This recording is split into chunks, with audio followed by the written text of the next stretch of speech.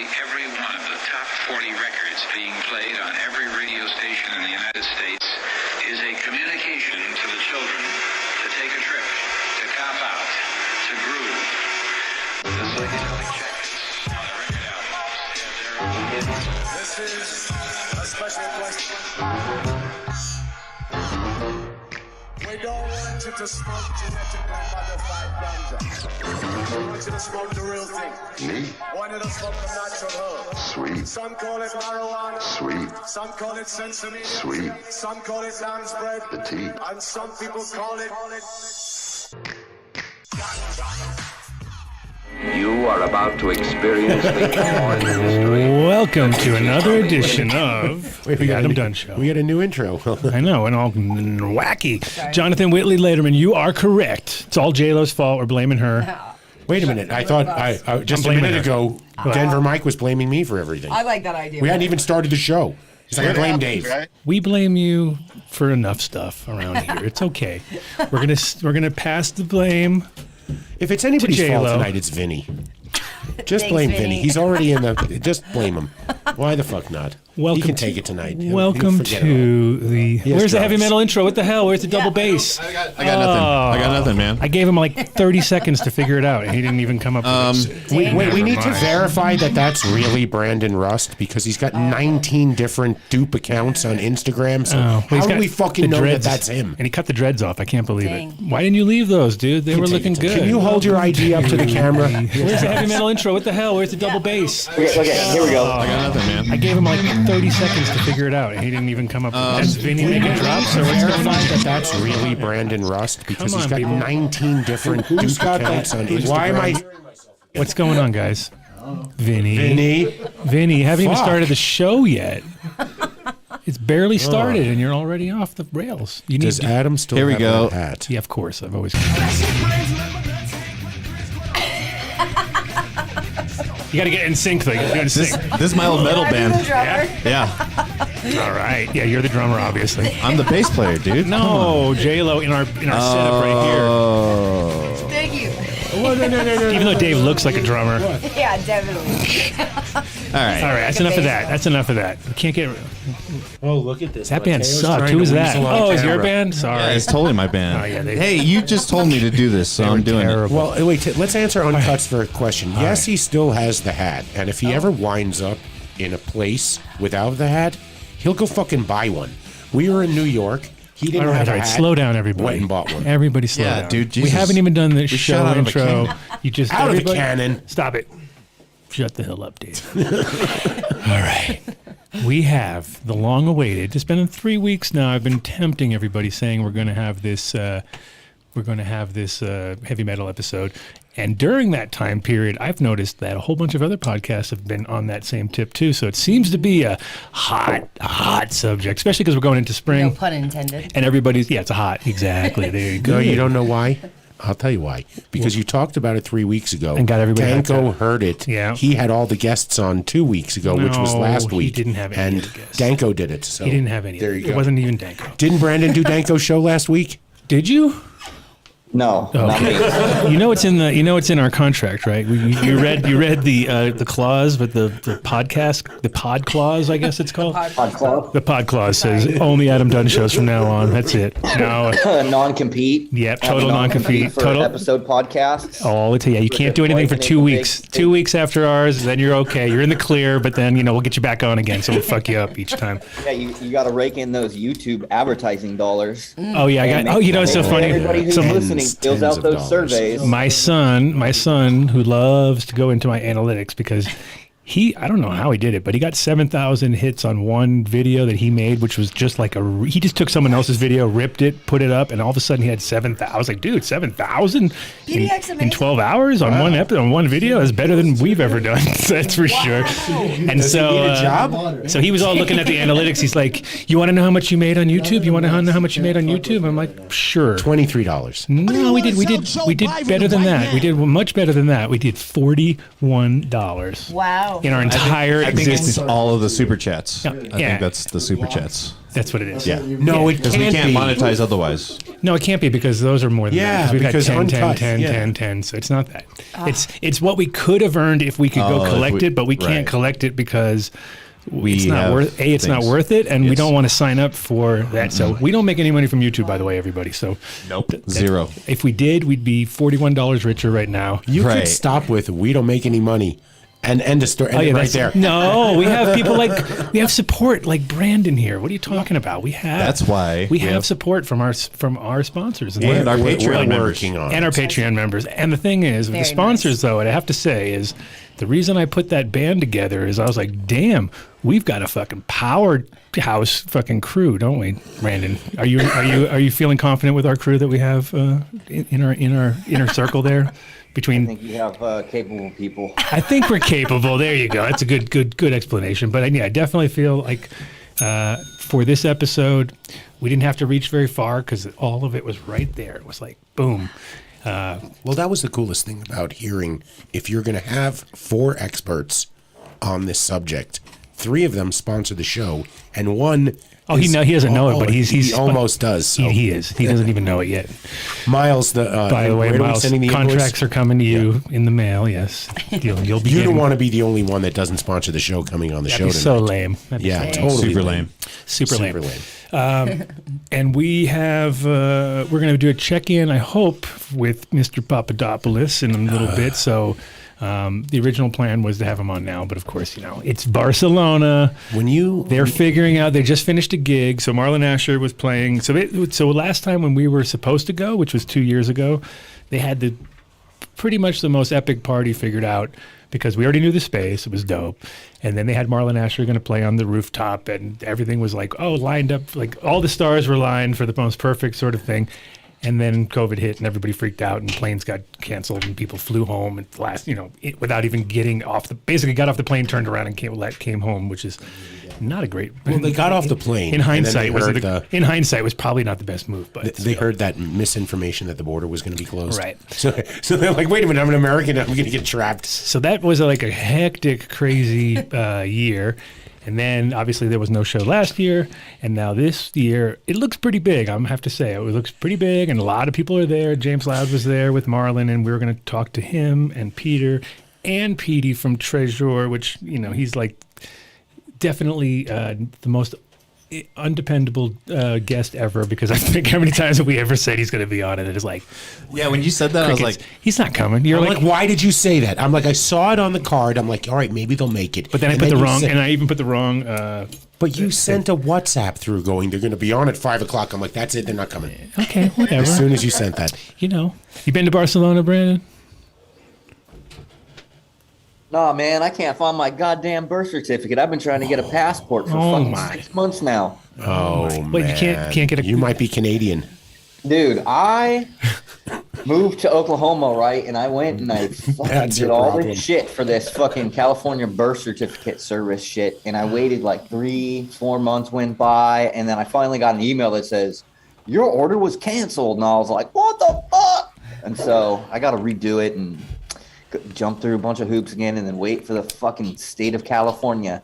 If you've ever been to the fucking DMV, you know how fucking slow that shit works. Yeah. People that work at those places do not give a fuck about life. Isn't it amazing when you get people like that, though, and you're just like, really, if you just was a little more sparky, you might get them through the day quicker instead of being like, ugh. And they're just looking for they're always looking for the excuse. I hate it, too, because I think I got everything figured out. I get up there, and they're like, did you bring your mail? Oh, fuck, I forgot the mail again. Jesus Christ. It's like, You checked box 24B, which means we're going to need 14 more pieces of identification, sir.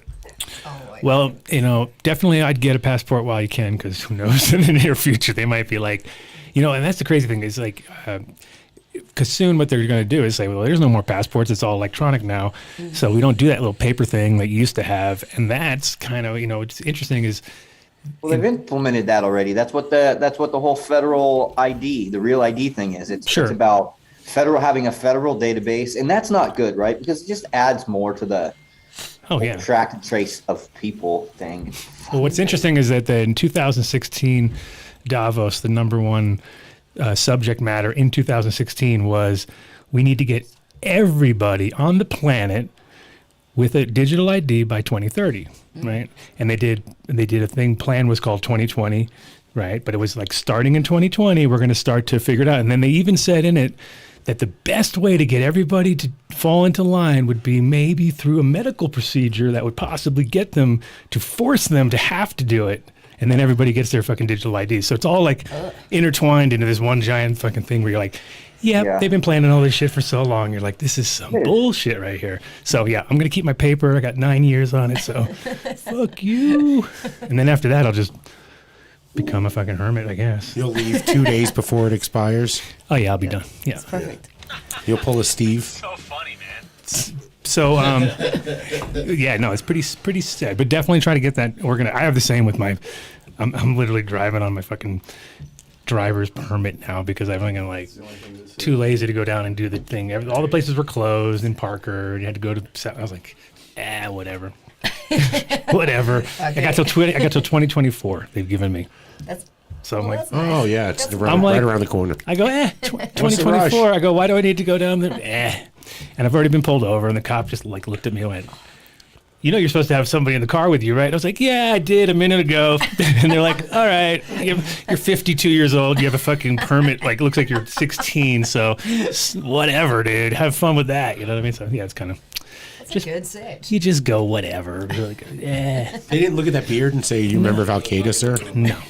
No. Did you see how many people are fucking signing? They're just going there and shit to fucking Ukraine. Like people are just signing. Like 20,000 people just went there. Like people going from Finland to Norway, and all around there, and people going from here, from Seattle. There was a bunch of guys from Seattle who were like, we're going over. And they just. I heard it's a massive show of solidarity that to be on the side of Ukraine, McDonald's shut down all their McDonald's and. Oh, I saw that. Said, you know what? If you're in Russia, everywhere. If your Russian dollar is spent, we're shutting the McDonald's down. Did you? Well, you saw that in Russia they shut down the McDonald's and people are hoarding them, thinking they're going to be worth a shitload of money. And there's guys literally selling apple pies for $400. What? Like equivalent, like Can we FedEx 50,000 some apple pies rubles. then? 50,000 rubles for an apple pie, which apparently I guess was $400. Now it's like $1, 20. 10 cents. Who knows? But in general, like people are just stocking their fridges up with McDonald's because they know it's going to close down. You're like, what is worse than that? Like out of all the things you could put in your fridge, like something. Wait, where did this information come from? And if anybody doesn't think...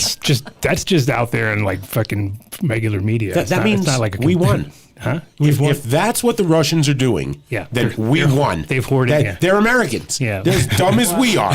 What's the point? Why do we have to fight at all? They're just as dumb as we are. Open up more McDonald's. Give them Burger King too. No, this is true knowledge. True knowledge. It's where all the heavy metals are going. That's where the real heavy metals are going. I heard the first place that the Russians took over was Chernobyl. Really? Yeah, like they went and seized the Chernobyl area. Like what the fuck? Just relax, bro. Right? Exactly. Exactly. Brandon, you didn't sign up to go to Ukraine, did you? Fuck no. Okay, good. Because we need you for the show in a little bit here. That's a solid fuck no. I'm watching. Why would I go to Ukraine? I don't even know what the fuck is actually going on. You know what I mean? Look, this is what I know. I know enough to know that if there's a war, our governments are not going to fucking let us know what the fuck is going on. We have very, very sophisticated technology to disseminate all kinds of fucking propaganda. And the fucking government's been doing that since there's been a fucking government. So I don't trust anything I see on the fucking internet because it's probably fucking fake. So I have no fucking... The only logical conclusion that I can come to is I don't know what the fuck's going on. That makes two of us. Hey, why is Miles in the chat? Why aren't you zooming in, Miles? Because I told him 5:30 originally. It's only Brandon, as you know, he's like time is irrelevant. It's Oklahoma time. In Oklahoma, it's 5:30. So. Well, I had like a bunch of snow, so again, I don't have TV and shit out here, right? No, this is it. You got to. I don't. There's TV in Oklahoma. I don't own a television. I didn't watch the news. I didn't know it was even going to storm. So I got snowed in today, kind of. Well, there you go. Now you're hanging with us. That's cool. Mm-hmm. No problem. Do you get the internet? Yeah. How do you get such good internet with a big snowstorm? We have bad internet and no snow. Because I don't get the weather. I still From have TV. fiber optics, you know. Oh yeah, look at you. They have faster fiber than us. optics, and We don't have that. We don't even have that. I'm on DSL dial-up bullshit, and Adam can't even do the show from his house. it's impossible. I have to drive It 70 miles to get to internet. Oh, internet. He does it from the Circle I was even thinking K. on the way. I was thinking on the way here too. I was like, isn't it weird that like internet seems like when us doing studio, like whenever we do the show, we kind of move. We've literally been in 30 places, I think, probably by now, and it seems like the internet will be good, and then it slowly just kind of gets worse and worse. It's almost like how your phone gets worse and worse, where you're just like, dude, why is this thing not like charging anymore? Like, what is going on here? And it's like the internet gets like that, where it's just like we burn it up or something. So yeah. I don't know, man. Who the fuck knows? Probably J-Lo's fault. I know. It would have been my fault until this week, but now it's going to be J-Lo's fault. But this is the time of the show where I see Adam scrambling on his phone going, who didn't I send the link to? Oh, I usually don't send the link to anybody, but today I was like, I'm going to be proactive. And then I sent it to Brandon, and he's like, oh, we're on the show. It's ready to go. And I'm like, no. You have 3 hours. He's like, oh, fuck. All right. I got no TV. Snowed in. He's like, I got no TV. Snowed in. I just need to fucking get on. No, that's cool. Yeah, but I don't buy that. I mean, I know you don't have maybe a physical television, but you have a computer and it connects to the world. That's quite a pearl. It's not like you can't go to YouTube or to the I mean, I can almighty go to YouTube, Google. but I'm not like when I'm going to YouTube. Look, my YouTube is like all my subscriptions are. Oh wait, don't tell us. We have a woman on the in the studio here. We really don't need to hear what your YouTube subscriptions YouTube, are not about. Pornhub.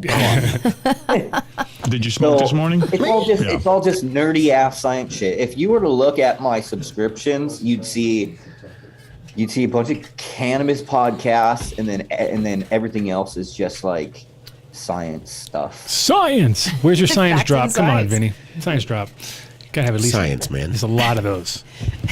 Blinded me with Did you bring any science. flour today? Any of this amazing Adam Dunn? Physics and shit like that. Just the geneticist of geneticists, the Oh, breeder of don't- breeders, Please I just- don't hype up The- nothingness that I have. the prognosticator of prognosticators. Actually I was actually stoked because I didn't touch any of fucking the weed from last week, which I was like, oh, it's even better. Smoke someone else's weed. Oh, I smoked 2 joint that. I smoked I 2 smoked- joints, that and was then I good. smoked 2 joints. No, You fucking remember smoked how one, we were and then talking? I smoked 2 more. We said that you Yes. can judge how a joint is if you can get straight through it. See, I didn't or touch if you any, put I it didn't down. touch any of the weed from last week, Yes. so I'm just gonna It's a smoke good- that. I'm keeping it simple. So I bought And I brought some hash. a strain that I bred today. What? What? Tell us. What is it? No, Oh, it's sweep it away then. What's- chokeberry, guys. Chokeberry. Oh my. Chokeberry. So it's DNA straw nano with Boot Kush. I want Oh, you to see geez. it though. Boo. Oh, your boo. The boo. My boo. All right. Well, Okay. great thought you trim were job. his- Great job. I know, not touched. Yeah, she trims like she's Bodhi, like a Bodhi. To be honest Disciple. with you, I didn't grow this weed. I have a What? friend. Wait a that's- minute. This is my strain. I didn't Well, grow I it. bred this strain. I didn't bred trim this it. strain, but I have another person that's running Let it. me trim it for you right Oh, here for a second. thank you. I know because we're gonna need to smoke it. Yeah, come on, trim it up. Oh, It gets thanks. do we have hey, today we should have a bud cam since we're not using Mark said he's taking his camera when he leaves. Oh, what a too. jerk. Oh, gosh, Mark. I'm taking the camera. Wow, he's such a bitch. Well, he's paying attention now. Mark. Yeah. happens, right? We can't have our bud cam. We're still demoted to lack of bud cam. Well, I just realized that we can do it, but J-Lo, give me your a second. trimmer needs and we'll glasses. figure it all out.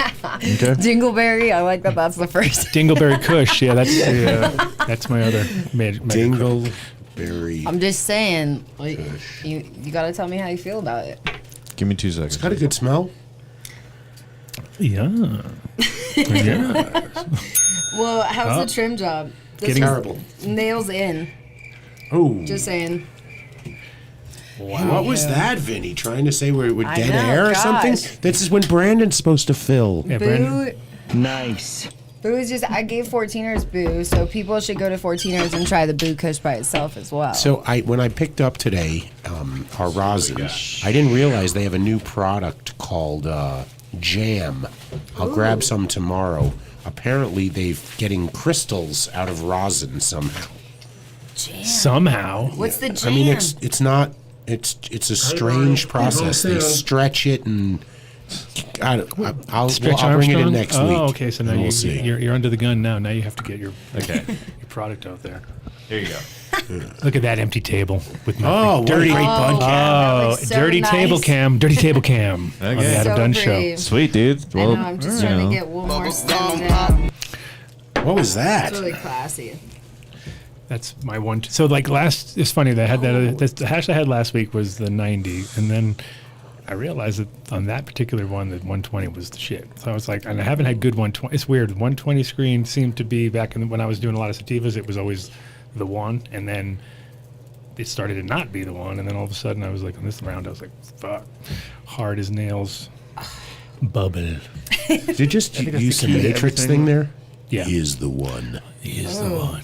I can't. All right, talk get some of those about buds. You're in I know, charge. I'm just shit, putting that there as a sorry. holder. That's my That was holder. really- you guys know I suck at the cam. God. That is your job. You are our official Doug's cam just- girl. You're our official cam girl on the fell Adam out of his show. chair. All right. She just doesn't know how to. I could use more improvement. I want you to know that I've been taking This- Taekwondo can I lessons in the back of the switch? Can I wall. Yes, switch yes. this? Thank you so There much. you He's go. taking Hold Taekwondo. on. Uh-oh. We got more. It's got coming. that gray effect because it's got the screen thing on Oh, it. now. right. Yeah. Sorry. Yeah, You this gotta isn't turn how that I off. do. I forgot. It's got Thanks, guys. pre-smoked. Pre-smoked. Okay, I feel like Pre-smoked. this. Well, yeah, it's all smoky. Hold on. Sorry. Don't be sorry. I'm working this all out here. It's J-Lo's line. I wish I could put something like white or bright, under it. You maybe. can. You Okay. can do it. Nailed it. You can do it. Dang. Yeah, I think. that would suck. What about There's this production guy? value.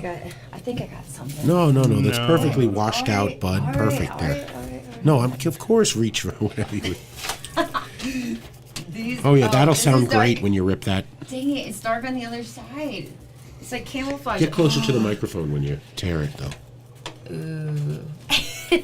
We have some white paper. Now we need crickets, Vinny.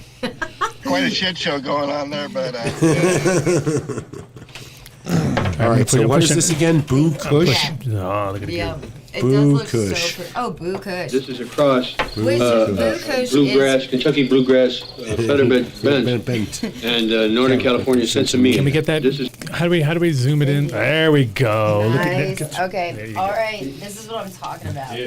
Look at this Can we just bud like? cam happening God, this is Barely. right in front of our okay. eyes. Is it? Is there a way to focus the damn thing? I'm gonna work on that. All right. Oh, Okay. I do this every time. Okay. Boom. How does that placement feel? That feels great. fine. Fine. So the Boo Kush is Do actually. you have to go lower? Because we can just take that jar away if that's the case, and then you'll have white behind it like you wanted. Well, okay. I just All had it. I was just putting it as a. For some as a some elevate. I know. Does Pat Sajak tell Vanna how to turn the letters at him? Okay. Shut the fuck up. She's got it. does Well, she? Do I know? Okay. Can you see it? How does it feel? So I'm more of like a guy who likes to find a spot, and this is That looks great. There you go. You got it. It's coming in closer, ish. 5-star trim job. But the Boo Kush is actually cotton candy Romulan. Are you rolling it? Is somebody rolling it? Or, you Oh did it. yeah, Good. Dave's, Okay. Dave's on it. Where's the lighter? Cotton candy Romulan crossed with And you Ghost want a OG lighter? is the actual Boo Kush itself. I know, I don't have a lighter. I really. You guys are useless. All right. Shit. I'm gonna fill up my rig. Adam leaving the show? Uh-oh. Really? You Dude. couldn't get Vinny My to fill up eyeliner. your rig? Hey, let's all talk about how long Dave's been on the show. Right? 3 years today. This is 3 years today. Is it your anniversary? I don't know about anniversary. Mine came and went last month. Anniversary. And I'm like You were last month? 4 years. oh, we can smoke Last in month this. sometime. 4 years deep? See Yes. if it sticks to Dave's forehead. Steve, what? Fuck that. Dave's a savage. Savage. I think he spelled it wrong. Oh. That was perfect. All right, I'm back. I don't trust anybody filling this thing up. It'll be like I broke it or something. Something will happen. You know? saw Vinny's shit last week. Which one is The broken- Dr. Seuss broken thing with pieces all connected? Yeah, to the it? volcano, or not the volcano. This. Yeah. Sad. I know Vinny's style. Don't worry. I know. Okay, you gotta try it before me. Vinny has style? He does. What style? Vinny, you're looking good. I wish that I could, like, he's good. Oh, don't say that to him. You know how he'll never be able to fit out of the room. Oh, I'd have to say, guys, last week I was really hyped. I got when I got home, I did it again. I ate everything till I couldn't eat anymore, and I went to bed, and I woke up the next day. I was just like still high. You know what I mean? It's like, yeah, they were strong. It's like when you go to bed, you're like, oh fuck, I can't wait to wake up. 3 of tomorrow. those chunky ones. I did 3 of those chunky ones, and I didn't make it to the post office. So then, I got in trouble there too. All right. I'm sorry, Mark, that I fucked up the. What'd you fucked up? Well, I'm fucking up all day today. We're working with a webcam, so it's like a. Where's that later? Oh, but it works with you and your OnlyFans page, Mark. All right, I'm getting tones of like burnt rubber. I'm getting some burnt rubber action out of this, which I do like. Some people. It's so funny. There was a split second you go, I'm getting tones of burnt rubber. I'm like, Always for Kobe. fuck. Wait, is that bad or good? And you're like, yes. Okay, all right, that's good. Yes, we need more burnt rubber. But where's the lighter gone to? I know. I was trying to find it. We had one lighter. Dave's hiding it amongst us. Look at you jumping on the It looks as if somebody glued a forearm. Dave is a staph infection? Mike Denver. Listen, man, when you went... Oh, that was savage. That was savage. I don't make fun of your hair, buddy. You watch it. Oh, that was funny. You're going to give Mateo an idea here. He has a staph infection. Yeah, move that back. Just thank you. Appreciate it. Mark, Inspector. Yep. Inspector number 4. That's what I'm talking about. I guess you'd be 3 because she knows what's to up. be your number 1. I have a chocolate in my mouth, though. Tell me if it tastes like burnt rubber. Did you think that it tastes like burnt rubber? No. What did you think it tasted like? It was more of a pinene. I would have said it was more on the rec side of the spectrum. Undertones of pinene. What, terpenolini? Yeah, terpenolini. Not a fruit. Not on that side of it. Heady, nice, right? I only took a couple of hits. I can. Oh, I know. It's nice. Shitty weed cam, yes, Rosin Dogs. It's your fault. We're blaming you. Wait a minute. You promised us the world. When were we in New York? When was that? That was like September. Yeah. September. Partly my fault though, because I haven't. Because there is no good wireless camera solution. She's on my wall. Buy me an old phone with a good camera. Oh yeah, well, we're back to that again, which we all have like 9. Wait a minute. That's right. We figured that out last week. Oh yeah. Thanks, Mark. I'll get a new thing. I need a new phone anyway because I got a broken. Yeah, I got a broken camera, so it's perfect camera phone. The one with the broken camera. No, it actually broke the thing off the tip. Like, what? It's you got full tipped. Did you drop it? Whoa, that's a drop. Holy. Holy cow. Well, I don't know. I think Barcelona is fucking going off and having they're having their after parties. That's why I was depressed yesterday. Why? Because I realized that we were supposed to go this way. This was the talk day. about the Adam Dunn show not planning. We fucking planned Barcelona. I mean, we had our daily. We were ready to go. We had our Airbnbs lined up. We were going to Amsterdam We had first. to eat and I had to eat all that shit. I ate all those tickets. I didn't get even. Oh, You see this guy? I never got any refunds on any of that shit. It was I like, still have $800 from an Airbnb person for half of it. They refunded half of it back, and she's like, "Don't you worry. Whenever you come to Barcelona again, you can have it back." I'm like, "It's a fucking pandemic, and you're fucking quoting policy to me." But we were ready to go. I mean, we were ready to go. Everything was booked. Really? Everything was ready. I was so fucking excited. And then, what was it? We first had the conversation in first week of February. Oh, okay. We're like, okay. I'm like, I don't want to be that fucking guy, but are you paying attention to what's going on right now? And you're like, no, but let's see here. Dude, I was against the whole idea of giving up till the last second. I was like, we're going. I don't give a fuck. And then all of a sudden I was like, no, we're not going. Yeah. I think I saw the writing on the wall. I was like, yeah, probably not going. Well, I don't know if it was so much. I mean, yeah, it had a lot to do with the virus, but it was like the virus in another country. Yeah, that's. You know, that's what really got me thinking to myself, like, where were we going to be? Like they can take care of their citizens, or these fucking stupid Americans who should have never gotten on the plane and got on the plane and now they're sick. So I you know, The I mother wanted to go this time, but I don't. You can't get in there, right? I don't think they'll let you in just yet. No, because it's funny because another friend of mine was trying to go to Amsterdam for this. There's a big drum and bass party going on this weekend, and he was like coming in all pumped up, and then they were like, "Oh, where's your vaccination papers?" Like, what? What are you talking about? Actually, Barcelona, you might have been able to get in with no. If you would have taken a PCR test and gotten a positive when you had it 7 months ago, you know, and then they would have said whatever. At least I know that wherever you can't go, like I can't go. Nice, we all can't go. I'll go to Barcelona and be the Adam Dunn show on the street. Yep. This is bullshit.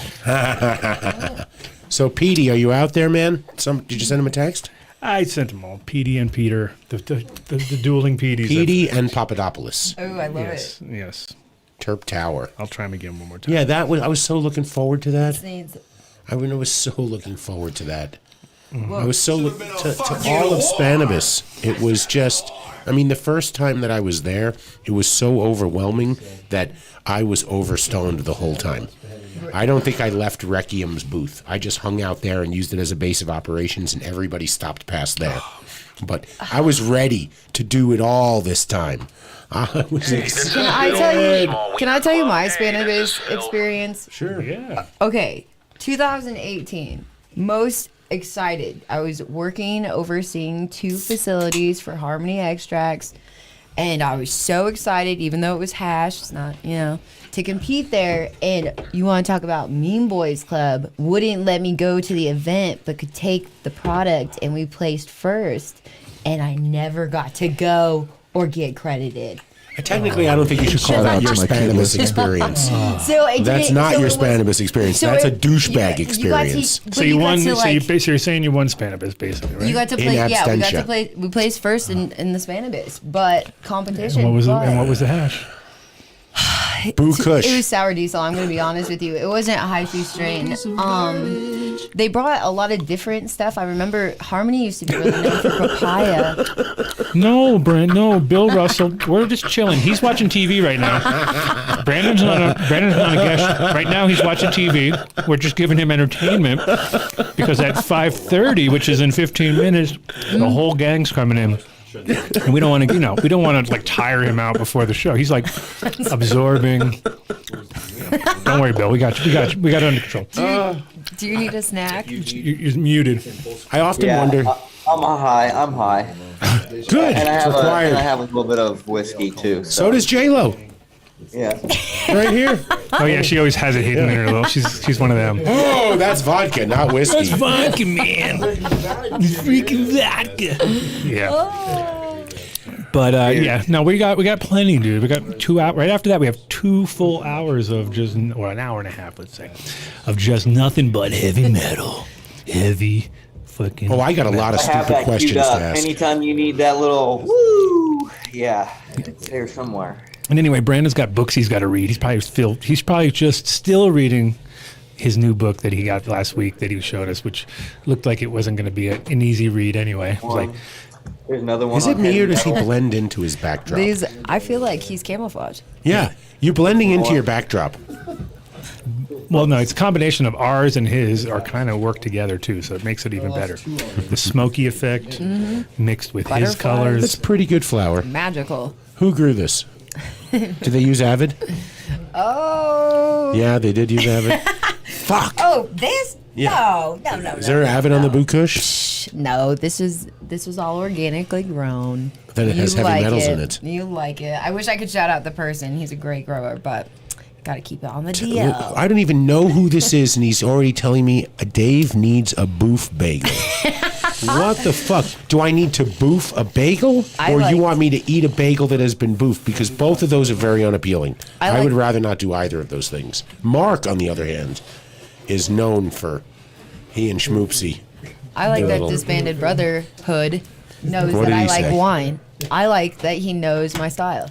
Should they send bottles of wine to the show for J-Lo or something like that? I'm just saying. I'm knocking into Rosin Dogs, you know the address. Anybody else infused cream cheese? Ew. Not in the way you think. Not the greatest. Off the top of my head, I wouldn't think that would be the greatest combination. Where you'd be like, this tastes like more, like it would all clog up and be all weedy. And I don't know. Oily with like goopy. Is there a chance you? But just dairy, take a but dairy in bucket? general, like if you do like a hot Eat a milk, bagel. like a hot chocolate type thing, put some of these. Any of those things, they fucking nail you. Like, I mean, I think the strongest thing I ever had was He can't talk. THC. If he talks, Jack has to pay the show for sponsorship. I'm just saying. So just turn this mic off. Oh. He doesn't get to say anything, or we send we send that lighting company a bill. Esotec. Shout out It's to a new. Esotec. It's a whole new company. Fucking. Oh, it's not Esotec anymore.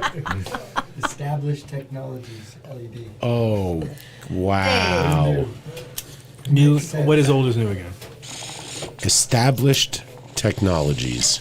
Been in business for 27 months. Well, I'm not sure if. Okay, let me see. My phone's back on. My phone went dead right when I was trying to. The internet. Are we still on? Are we live? Can you announce the chokeberry like that for me? Chokeberry? Yeah, can you make me a little thing for my Instagram? What do you want me to say? Little voiceover. Chokeberry. Chokeberry. It's Boot Kush. When you want to choke What's out it your by? boo. When you want to choke out your boo. Boot Kush there's by nothing better than. Starlet. When you want to choke out your boo. There you go. It's J-Lo's Boot Kush. Nice. Coming soon to a dispensary near you. And on the shelves wherever Marvel comics are sold. God. Vinny, I want to do voiceovers. Nah, I fucked up. I fucked it up. What'd you fuck up? I talked in the middle of it. It's okay. Coffee creamer would be That's what we do. Oh, yeah. Well, coffee creamer. They would, you know. Coffee if we- Well, that would be a good. creamer. See, now that would make sense because that just, someone should make a pre. Has anybody done that? I haven't seen the creamer. Like, tell me, Jonathan. Wait a minute. St. Bernard's. What is that for? I want to know what that is. There's an old Yiddish insult that roughly translates to go to hell and bake bagels. Wow. Oh. Fuck, that's great. That is Dave's hell. That's his heaven and his hell all in one. It's like, God, time to make the bagels. No, you know You're what like that happened? donut guy. You're the donut guy from back in the day. You know who the guy is? The guy is JJ from Top Dog. Because I've been out to posting. JJ. Yeah, I've been posting my little bagel photos on Instagram, just having a blast every time I make a good tray of bagels, and I get a few replies. JJ posts had the greatest bagel in Colorado made by me, and I had 40 new follows within 15 minutes of From him your making bagel? from him. Wow. From JJ posting a bagel and cream cheese photo. So JJ, that's going to be our new marketing bagel. angle. Whenever we want to promote something, we just have to have JJ retweet it or re-share it on Instagram, whatever the proper nomenclature. I thought we said That's that a great Vinny point. wasn't allowed to make these anymore. I know, since Vinny. Jesus. Yeah. Wake up the next day. Slow fucked down. up. Easy does it. What are these, Vinny? Are these like death strength? No, they're all the same. Mystery milligram. Mystery milligram. Milligrams, yeah, for sure. I don't know. I should go. Mumblegrams. Guys, How many that was mumblegrams? one time. How many That was one mumblegrams time. is this? It's whatever I feel like. A at the lot of moment. mumbles. It's a lot of mumblograms for sure. I got home and I was like super hungry, so I was cooking super late and just mumbling to Cece, and she was just like, "What?" And I'm like, just making some noises basically at some point. Vinny, I just be like, "Blah, blah, blah, Vinny, chocolate," blah. And then it was like the next. I went. Passed out on the couch, of course, didn't do any dabs, didn't even pull my rig out of my bag, like woke Yeah. up on the couch. Like, I get there. Oh, dude, I didn't even do nothing. Normally I'd come home and have a couple hours and, chill. None of that. I No. woke up on the couch going like all dehydrated and dying, Yeah, climate. usually. Yeah. I want to try out the new flavors. They were there. It new was a flavors. bit. I had 3 of those big ones and they were pretty strong. Whatever I they were. had 2 of those. It was a fucking, it was interesting evening. Thanks, Vinny. The big one that you made last time, I couldn't fucking walk. I just was like annihilated. It felt like amateur. Did you have your hour. headlight fixed yet? No. Still? You're driving with one headlight. I told you, it takes 5 minutes. Listen, everything's gonna be Fixed fine. that shit in southern Colorado like 3 months ago. Guys, Are you talking again?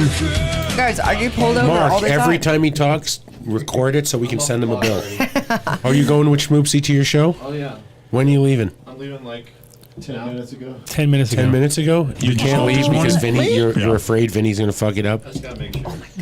Oh, look at Brandon's going to change the channel. Watch out. He's going to change. He's What are you doing? He's like, these guys are getting kind of lame. I might want to change this channel. I think Danko's on. Oh shit, I'm on the show. Who's the I'd like to give fucker a on shout out the to my show that kids looks so much watching like the me? show. Vinny. We had a good show out in Cali, though. Oh, well, tell us about the show. Went out to Cali. My kids opened up for Banyan. It was a good deal. So Steven got up on stage afterwards. Stephen Perkins, that is. Willie and the guys had a good show. Kids had a great show. It's up on YouTube. Oh. Sounds great, but I got a 70s How do you filter. find it on YouTube? Oh, I'll put it up there. You type in a search. I'm on. I know how to do that, but if WARPT. Just type it in the Google search or on YouTube search. Warped. And Yeah, you'll there you see go. my flying motorcycle logo. Oh. It'll be live videos. Look at you. It's a I heavy had like a- 70s filter, but it sounds great. I say flying motorcycles has not been for a while, video. When was the last time you flew a motorcycle? But we're doing another show in Durango. And we might get Duranga? Durango. I didn't even know there was a Duranga. We might get a Friday show, though, the weekend, like the Friday before 420. We might get Steven here. Speaking of which, pull the flyer up now that Vinny's already blown the whole thing. Might as well just throw it at. You got the flyer? You got the flyer from our you saw it. You didn't see it. It's on the WhatsApp. Guys, my car got hit by a forklift, and it's $5,000 to replace the headlight on my Mercedes. That it's not a bulb. All right. Just had to clarify. I'll send it. What do you want to send it to? A forklift. A forklift, a mother trucking forklift. You have insurance. I You have file an insurance claim. But when I was getting my car checked out, the latest loaner one. car got hit that I was driving Oh in my valet God, parking. this girl. I swear to God. Like, you want to hear it? one claim at a time. You were One claim at a time. How do you manage I wasn't in the car either time. such a train wreck life okay, that's when it the comes to automobiles? Just one day at a time. One accident at a time. They're never my fault, and I'm never there. At least you have your license. There we go. Maybe you're just we can shouldn't talk be about the show now. parking. So we're announcing officially today. I was going to do it at the end of the show, but might as well do it now while we're just absolutely off the fucking rails. Yeah, we're off the rails. Haven't got a single train of thought going yet on the show. So let's try to get one train of thought, which is on 419 and 420 this year, we are putting together in cooperation, I should say, with Area 420 and the return of Hood Lab. Anybody in Colorado might know. We haven't got a space yet, but we're working on it. Don't worry. It's around the corner. But in general, we're going to start doing events again. And this will be the first one, which is a 24-hour broadcast. We're going to have 2 days at the gig. So we're going to be on 19th doing a full show, on 420 sort of a half show, half day, because we'll be finishing at 420 on 420 and starting at 420 on 419. Locked in, and if you're here in Denver, Mike Denver is going to be locked in with us. I already know that. So we're going to do a little bit of a locked in party for the inner crew, and then keep the party rolling for the next day. What's going on here? Texting me? Is that what you're doing? What? No, I wouldn't do that. That would be Are you be guys talking stupid. behind my back? Yes, we're talking about how you didn't get your makeup done today. Just relax, bro. Yeah. In cooperation with. Don't worry about it. It's already done deal. It's been done. So You know nothing. All right. are we gonna bring little knapsacks, like even though we're not napping, just to like? Yeah, you do whatever you want. You can Oh, bring a okay. bed if you want. I don't give a shit. Just like we have a space. All right. You curl up in the corner because no one's going to make it except me. I'm just going to sleep You'll on be the show. sleeping. I just sleep on the show. Vinny might, but That would be he'll pretty be cool. so irritable by the time we get to the 18th hour. He won't even want him to be I up. I'll be made like, it- go to bed, Vinny. I don't even want to talk to I you might be anymore. able to make it. He'll be spazzing out. No, It's going to be I'll make good. it. It's going to be I'll good make fun. it. But I made it gonna make it. 19 hours, and then Exactly. I went to bed for 90 minutes. were you on the 24-hour show, Brandon, with us? And I came back. This year, you're going to be on for at least I had 20 of to. the. I was. I don't know. I can't I was done. Well, we're practicing right now. You It's the see how you're dumbest just thing in the hanging world. out right now? Smart man. Same thing. We won't have any train of thought. We'll be on 20 hours of just. He's going to talk such a good game that it's such a great idea. We're going to be 6-8 hours into it. And he's going to be like, "This It's was going to be fun to terrible watch. idea." It's going to be fun to watch J-Lo see how long she can last. That's pretty much going to be. How is she going to have? She going to? I mean, did we budget for her Oh, he's makeup? leaving us. I know. Good luck, Thanks, man. Bye, Mark. Great time. I thought he was kidding. I didn't think he was serious. He's quitting on the job right now. He's quitting on the Can spot. you just judge my Holy videos shit. really fast? J-Lo's weed was so bad. He's For leaving. real? Yeah, he's like, fuck. He's really going? Yeah. And Vinny's leaving too? Bye, guys. All right, see you guys. Have fun. What Well, the Cross our fuck? fingers. if anything goes wrong now, we're fucked. 'Cause Wait, right now Disbanded Brotherhood is not correct. I fell asleep multiple times on the air. Oh yeah, definitely. It wasn't I fell just asleep once. on New Year's. Well, anyway, this year, Brandon, Yeah, you me are too. 100% on board for at least a few hours. we're gonna bug you. Whoa, 2 hours? So it's $4.20 an hour. So if you can send that $8.40 over to the. Don't even start. Don't even start. It was your idea. Yeah, but we're not selling on the air, dude. I'm not Oh. selling. Come on. Then we'll talk after the show about what we're not selling on the air about Yeah, paying for the show. Jesus Christ. Yeah, it'll be more subtle. Look at you. Or if Mark was roughing at him, his desk, roughing him he up would already. He's like, mute man, me. I just gave you money. I can't leave me alone. We need to get Dave a shirt that says #dirty hustler. Hashtag, no, it should just say Just hashtag kidding. turn your Gotta phone. get- Turn your phone is what it should say. Rosin Dogs just Oh, fell turn out your of his phone, chair. that's Turn Is your he even phone. here? Yeah, he's here. Where is he? Where is he? Hopefully he left the studio in autopilot mode. Never. Never. It is. It's on. He just like stuck like something in there. Like he was like, okay, this button has to hold down. So he wedged something in there. Jam the tin foil in there. He walked in the away. hanger. And Mateo trying to get more airtime. Yes, Bonsai Woodworks. The show is still around. What happened? We were only there in September. What happened? Bonsai Woodworks. Oh, speaking of Bonsai Woodworks, I wonder if we need to get that Tommy Chong piece made for him because we did promise him on the air.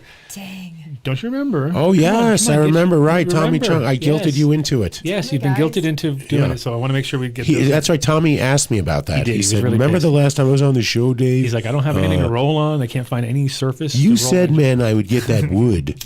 And I need to get wood again. Wow, Dave. Did I say that? Dave, are you trying out for like the open mic night or something? Because you're coming out with some real Terrible jokes jokes? that need to be worked way better. Like you're going to need a few more hours on those. What do you mean? I tried them on Instagram earlier. They killed. It didn't. Killed. Tens of people hearted me. Tens. Yeah. It's more Better get hearts than I bonsai. did. Hey, so yeah, let's send that over for Tommy, and we'll make sure it gets to him. Just right. Engrave on it to Dave from Bonsai. I mean, to Tommy from Bonsai Woodwork. And There the we Adam go. Dunn show, of course. And the Adam Come Dunn on, show. you got to give us some hype. Got to hype us up on there. Look, Vinny's back, and he has a Coca-Cola in his hand. Dr. Pepper. Come on now, get it. I can't tell them apart. Delicious. Ugh. It's better than drugs. Well, I guess we're not going to be talking with whatchamacallit. He'll call. Peter will call in the middle, of course, when we're really deep in. We have actual information going out. Not like now, when it would have been the perfect time. We're literally trying to fill in time to get to 5:30. So Miles can join us at any time, and Jeremy can join us at any time. I think Tim, unfortunately, is not going to make it last minute. Fucking, snargled. Dang. Yep. So. I was excited to see Tim. But Tim will be back. He was going to come in studio originally. That's why I was wondering where he was at. And I was like, where you at? And he's like, not happening this week. Sorry. Shucks. You know how hard it was to get Jeremy to come on the show? I've been trying forever because he's always so busy. Brandon is pretty easy. We can get to him pretty good because he's just watching his non-television, hoping to have a show to watch. Well, he's in Oklahoma, so really. Oh, yeah. Super easy. What else is he going to do? Grow weed and watch podcast himself on a podcast. That's pretty much it. There you go.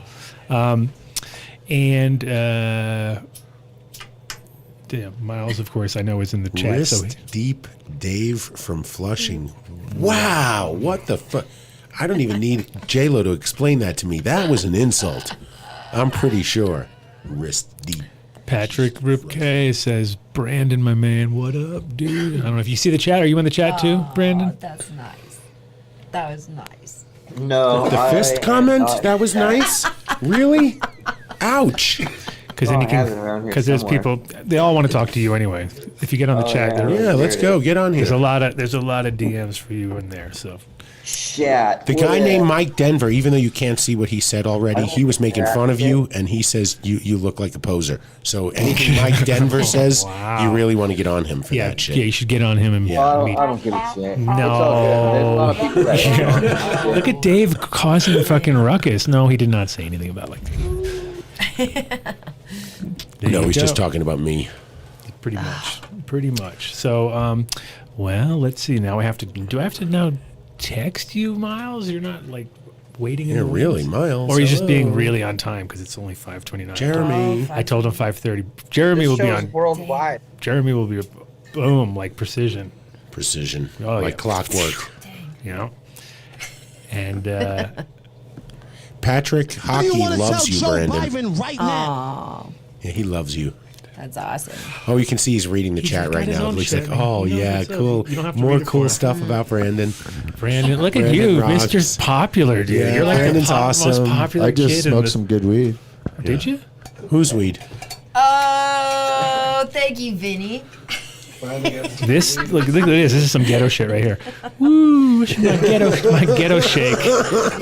Yep. Trim on the go. Elbow deep, motherfucker. Ouch. Elbow deep. Okay. Are you mixing your vodka? Figured a way I could see yeah, I just gotta everything spruce it up. and do the chat. Just took me a second. Are you in? Do we have any drops of Mateo by the chance? Crazy Whoa! What did you just say? Do we have any drops of Mateo? No, he doesn't talk, so you can't get drops from Was people who not don't what talk. I was thinking. I heard about this drug. Rosendogs wants to know what you were thinking. I haven't seen Rosendogs out there. I'm a little nervous that he's not on. I know, me too. What about Uncut Bush? Is he out there too? Of course, dude. They're Are all you sure? here. Tony Baloney's here. They're all here. Oh, sweet. It's happening. Is that us dialing up? Nice. Hold on, we're starting to connect again. We're in. We're having We internet got it. problems. Oh my god. Are we? No. All right. Well, Miles should be joining us in sec. Oh, yeah? Let me You get sure? him. Yes. I heard they're doing good down south. Vinny, do you know how to fix the I got a video call today that on Brandon? it's on fire down there with What were you talking about? with two in. Oh, yeah. With two in. Can you There fix was- Brandon's video? Shout out to two and to shout out also to Duke Diamond. Oh, Duke. They have a The fire Duke's going there. on down Aha. there? Where's Duke What's at? that? Jeremy, we got Jeremy now. See him. J-Lo, what do you need to tell him? See, he was only a minute late. I said he was going to be You want me to precision say? timing. I Go. said Jeremy There will we be go. there Turn your phone sideways. at the exact moment. Is that Can you better? turn But he your was a phone minute. sideways? Oh yeah, turn your. I'm sorry. All right. I usually say that, but people respond better to J-Lo than to me, so... Do you think? Okay. You gotta say it I with a little think- more force. Is it okay if we turn your phone sideways? We turn it. We can't Well, do it. I You mean, have- just slightly different angled, long ways. Flip. Jeremy There from you go. Build a Soil. Wow, she's got Pick some your really phone good up and descriptors. turn it sideways. There you go. No. Nope, you keep reaching towards it like There you're it gonna is. do it. There you go. There we go. Full Awesome. screen. Full screen. Full screen. Sweet. Thank you. All right, now we just gotta wait for Miles to pop in. Wow. And, thank you for joining. 3 years. 3 years. No, Figured- it hasn't been 3 years. Yes, it has. It's been a while. It has been 3 years. He's never appeared on the show since I've been sitting here. That's not true. That is true. I think we did one. No. One shorty. We did a Nope. shorty one time. Negative. That's why you wanted me to be the person. Look at you. You guys are all scared. Are you scared of Jeremy? No. Okay. Well, I don't know if he's going to behave like James Bean, and I'm going to piss him off in a second or two. But look what I did. Look what I'm wearing. He's a professional. No, come on. You can't get mad at me. That's awesome. I love it. Is that an old school one or a new school?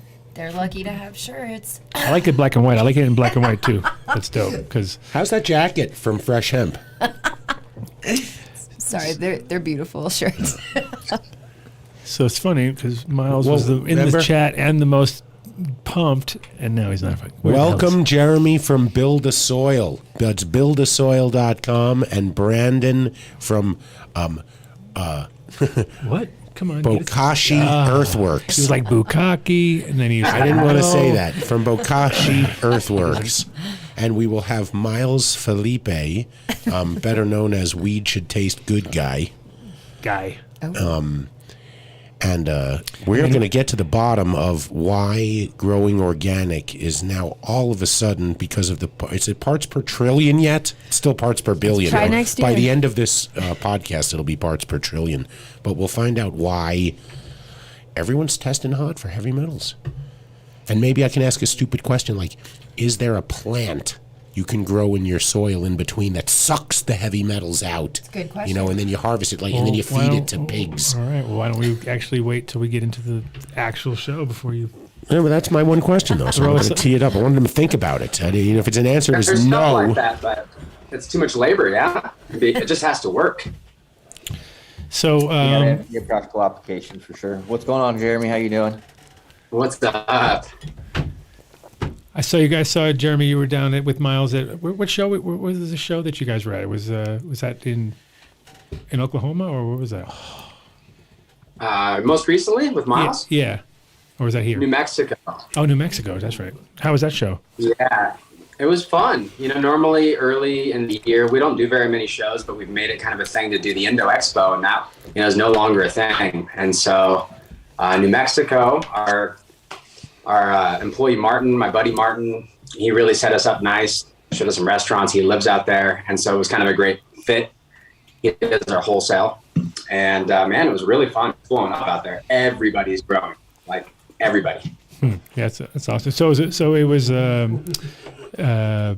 kind of more aimed towards agriculture, like bigger stuff, or was it kind of more home growers? Or what was there was home growers there, but the feeling in the air was that everybody just got a license to grow infinity plants and are all trying to figure it out. Infinity plants?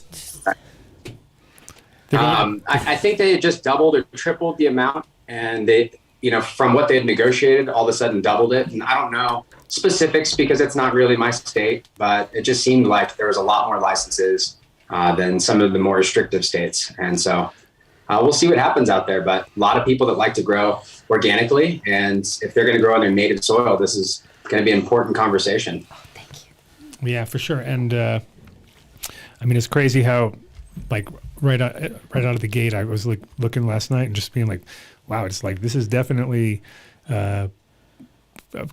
striking a nerve on a lot of people, just because the reality is a couple big losses, and you can look at a whole, especially because it takes so much time. You can look at like pretty much a hard to bounce back kind of situation for like your crops aren't covered by anything, and the fact that you're going hot. Especially on indoor, because it's like the costs are just so astronomical, right? Let's start with like the trends that because you've been seeing. It's all coming down to testing, right? And you guys are looking at tests all the time. And as far as what do you think the top, say, two problems are, metal wise and source wise? Well, in the beginning, we were all just had no clue, meaning just kind of hoping, like, I wonder what this is going to mean. And there was definitely a few growers that knew the laws were coming and they were starting to test. And we had a lot of growers having a lot of success. And the challenge is it's like playing Russian roulette. And the fear from being an investor or being a grower is that there's variability in organics. And so without a lot of investigation, that Russian roulette can be very expensive. And the last thing as a manufacturer that you want is to hear that your customers are having problems. And it's kind of across the board. So I'll let Brandon talk about what he's seen. He's done a lot of testing. He's an actual grower. We don't do the growing side. We've got a vegetable farm. We help a lot of growers, but there's been some surprises right out the gate. Kelp meal, a few other things that were surprising. And I think that there's also a big conversation about the way the laws are written, potentially what limits would be acceptable of which metals and why. And so I think there needs to be a deeper conversation so that it's not political pandering to just make everybody go to hydroponics. Mm-hmm. But there's ways, for sure. And I'd love to hear what you think about it. So first off, now that we have these laws in place, and they're testing for heavy metals, things like arsenic, cadmium, lead, mercury. Those are the main ones that you usually see on the cannabis testing side. And you'd be surprised about the types of inputs that you bring into the system that are bringing in heavy metals. So kelp is notorious for it, first off. Yeah, there's a lot of things, whether it's a meal from an animal meal or some type of organic meal, or if it's guano, if it's a rock mineral, all those things could potentially have heavy metals. So there's ways to test the metal content in that stuff, and that's to go send it off to a lab. You can see that firsthand. That's the best way to see. So when you go and build a soil base, you can build your base based off of the inputs that you're sourcing. So if you see something that is unacceptable on a testing level, you can go source from somewhere else, and get a product, test their product. Yeah. And you just do that until you have products that work that aren't going to pop hot for those metals. And then the same thing, when you're building a soil, it's the same thing. You just use inputs that are clean inputs. That way you mitigate that issue to begin with. That's the best way to go about it. If we're talking about like modified growing mixes for like indoor cultivation, there's different approaches when it's, an agronomic soil and we're dealing with heavy metals, and the reason why we have to deal with heavy metals, and that's has to go down to, some of the cellular functions and what happens when heavy metals get in the plants and then our own bodies. Yeah. In Pueblo, the hemp growers had some issues down there from lead. And what's interesting is in the indoor mixed media, I've not seen lead failures. Typically it's arsenic and cadmium. And I'm curious if you've seen any lead failures indoor. I feel like outdoor, it's probably much higher levels than what we're seeing on the indoor in these pockets of areas, where there's lead contamination from all the mining or whatever it was. Yeah. Yeah. So I think that one of the things too is when people are doing testing, they also need to be testing their water source, because water source could be a possible cause of contamination for heavy metals. And here's the thing, there could be really low levels when it comes to water, right? It could be low levels of contaminant that build up over a period of time. And so you could go into a situation where you're not having any issues, then all of a sudden you start popping, you can't figure it out. And it's because, you could be compiling an issue over time. Yeah. But what do no-till growers do, right? Like living soil growers, never have any runoff a lot of times. Exactly. No, and that just the buildup. Yeah, no, I think that's the biggest problem too, is a cumulative shit more than, that it's right out of the gate going to come out hot. But if you're using the same soil for years, which that is part of the whole idea of doing living soil, right? But when, like you said, no runoff, it's like as a grower, that it's got to be accumulating at a certain point, right? Mm-hmm. Well, and on the flip side too, you think if you start with a soil that maybe has a little bit and it gets taken out, maybe it would get better over time. But if your water's bad, then you're fighting an uphill battle and you don't even know it. Mm-hmm. Yeah, you need to have a clean water source, and so that's that's just. But is like a RO water conducive to like that type of growing, or is it going to be sort of negative in the sense of like lack of mineral content or whatever? Is that when you start to scale, they have different type of filtration systems that can deal with a plethora of different problems, and it's the cost is going to vary on what you're trying to mitigate. And again, all that stuff is based off of data that's been collected, because without the data, you can't say, hey, this is the issue. You bring it to a specialist that specializes in water filtration, and they're going to be able to, mitigate that issue. Usually it's through some type of filtration where those heavy metals are binding to an agent and pulling it out of a water source. And then you'd have to, change that out, and you'd have to dispose of the material that it collects, or, some system like that.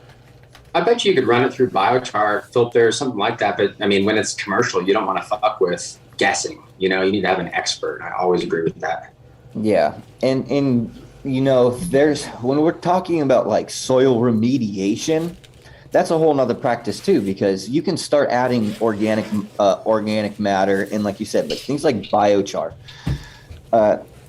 When we talk about organic matter in the soil, we're talking about carbon. Carbon acts as kind of like a battery, because it has an amount of energy that's associated with it, and it's used by biology to produce different chemical compounds that do all kinds of things. And some, I have a book right here that's it's about heavy metal toxicity and remediation by soil microbes. And what they do is they're able to create these functional carbon groups that are able to attach to some of these forms of the heavy metals and kind of tie them up and kind of keep them from becoming available. Yeah, I've seen too reports where, like on agronomic soil, native soil, people would use organic mushroom, basically fertilizer that was prepared, and they'd compare it to a number of other sources for large scale use, and just adding that much organic matter, increasing the cation exchange. It did a number of things to stop the uptake in vegetables. But when we're talking mixed media, I've had people grow oyster mushrooms and say that it's pulled it out.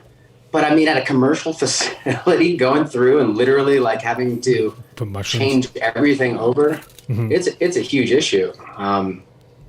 Big concern, just to have to clean something up afterwards. So one of the things that we're doing at Build the Soil, which I know as growers, they're doing it as well, is testing every input. I think last week we sent off 45 different products just to make sure for 2022 that we have data. The challenge with organics as well is it's going to shift seasonally or from different mines. When we first started this, I'd be interested to hear some of your thoughts, Brandon, but when we were looking up what's acceptable, like if you were to find a database, Washington, Oregon, a lot of times they start talking about heavy metals against phosphorus because that may be a contamination source. They talk about the amount you're going to use versus the level, and they've come up with some rules.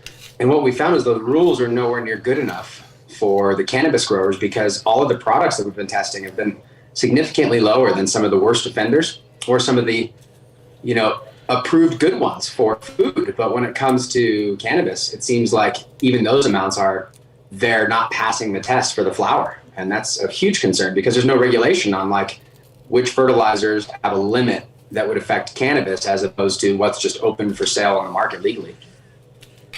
Yeah, I think one of the concerns really would be, where does that data come from? What are the acceptable levels? They need to be based off of some type of data, right? Obviously, we don't want heavy metals contamination, but if we were to put something like cannabis up to anything that we pulled out of the organic section out of Walmart, right? I'm sure that they have an organic section at Walmart. They do. Look at Walmart is the largest provider of organic produce in the whole entire country. Okay, so think about that.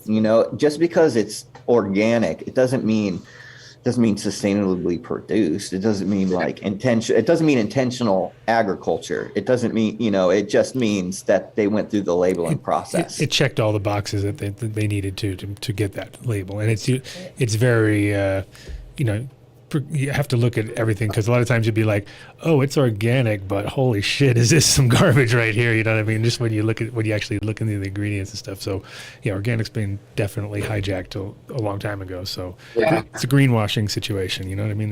That's all industries tend to do it. Like internationally too, they have some standards, and you can look at them, and they're still far, far from where cannabis would be. I think I saw some information talking about, I think it was New Zealand, saying that, hey, phosphate imports right now, 60 parts per million cadmium would be acceptable, but they're going to reduce it to 40, and then in 10 years to 20. Every one of those numbers is significantly higher than would fly for anything when it comes to cannabis. And so it's clear that there needs to be a lot more information, but who's going to be the ones creating that? And I think that's part of the challenge. It's cannabis is like this redheaded stepchild compared to big ag. Hey. And so the politics are the ones that spend the money, all the indoor hydro growers that are grandfathered in. I feel for a long time, the biggest challenge would be acres as far as lowering the cost. And indoors, heavy metal wouldn't be a concern, just mold and powdery mildew. But look at how manipulated the testing is for that. You can have powdery mildew and sell the product. You can remediate mold. And up until very recently, you couldn't even make hash from heavy metal product, even though it was shown not to have a contamination after it was made, depending on the results. But now I believe in some states that you can actually process to oil and prove that it doesn't have heavy metal and still maybe make something off the product. But yeah, which makes the most logical sense, because that'd be like one of the, I mean, if it's trapping heavy metals, but it's not getting into the next part of the process, then that, that's an effective way to actually not bankrupt everybody, you know what I mean? And at the same time, it's like so many times where you've seen people just filling dumpsters up with product and throwing coffee grounds or fucking soil in there or grinding it up, and you're just like, what the fuck is, like, what a sin, right? like all the work, that energy that goes into it. And a lot of times, I mean, if it's parts per billionths, it's already too extreme, you know what I mean? In the sense of, like, compared to what we used to smoke. Well, right? And that's the thing too. The parts per billion, like in Nevada, versus parts per million, usually they're the same numbers. Like if you just do the quick math, they're pretty similar. Yeah. Just the decimal. Sometimes, like actually Nevada, I think their parts per billion is higher than the 0.3 part per million. So it is a little insane. But here's the thing: I think tobacco has been having cadmium problems for a long time because they do a lot of heavy triple superphosphate. And it's a cancer-causing agent. So I'm not sure if we shouldn't overlook this completely, but what levels are acceptable? I have no clue. You can look up average for tobacco, but I think there's other things that are at play there. Brandon, you grow, I don't. So you've been testing the flowers and everything. When you're sourcing ingredients, is there a level where you say, dude, at the level I'm going to use this, it's not even worth my time? Is that a certain parts per million that you've kind of come to, or are you just at zero, or I won't use it? I'm just trying, like when I see the data on a certain amendment and it's high in any of those, I'll just steer away from it, and I'll go, if I have to use something, I will use whatever has the least amount of any of them across the board, right? And here's the thing that we're talking about. Usually when we're talking about things like micronutrient sulfates, amino acids, I don't have to worry about, right? There's no, I don't ever have any problems with that. There's MSDA sheets, and they're already, there's no heavy metal contamination and stuff like that. Some of the meals, depending on what it is, right? So I try not to use animal products because usually they're higher. Also, ocean inputs. Those are usually higher in heavy metals. So kelp is notorious for arsenic.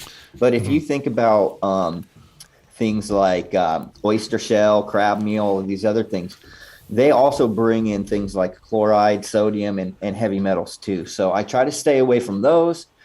So when I'm building my soil, I'm looking at my compost, make sure the compost is good. Let's look at the heavy metal content of that. The peat or cocoa source. We're looking at the pumice, right, for our aeration. And that could be a bad problem depending on the mine. Anything mineral. Yeah. So then on any of the minerals that we're mixing into this, we're usually mixing in a small quantity. So we're also looking at the soil itself. Well, what's weird is like early on we were hoping, like Michigan says, inorganic arsenic, literally in their paper, but you call the lab and they don't differentiate, which I think is a problem if they're going to hold you accountable to the letter of the law. Because with the baby food manufacturers, we've learned that, and also even kelp, like the company that we work with, we really believe in kelp in very small amounts, but we recommend not to use it for commercial growers. And the challenge is that there's organic versus inorganic, and there's lots of information about whether it may be harmful. There's the periodic table of elements is needed, even in small amounts. And obviously, I don't want to be inhaling arsenic, but I would like to know, is the inorganic versus the organic? Does the home grower have to worry versus just this testing? Is it arbitrary? And the more and more that we research this, the more and more I realize a lot of these growers are being held accountable to testing labs that are highly suspect a lot of times, and they're never going to say that they're going to have an issue. But upon retesting or sending different labs, you get different results. And people's whole careers and millions of dollars are on the line. And there's not a clear understanding of exactly how the uptake is done. You can't just, our soil tests very, very low. But I'm sure that it's not the same from batch to batch across the board, 100%. I've had growers that have failed and growers that have succeeded wildly. And all we want to do as a company and as a grower too, when you're investing, is just be guaranteed up front that, hey, heavy metals is not going to be an issue. Right. Well, and it's when also the hard. laws are It's hard for you the though. labs suck. It's like, it's not fair.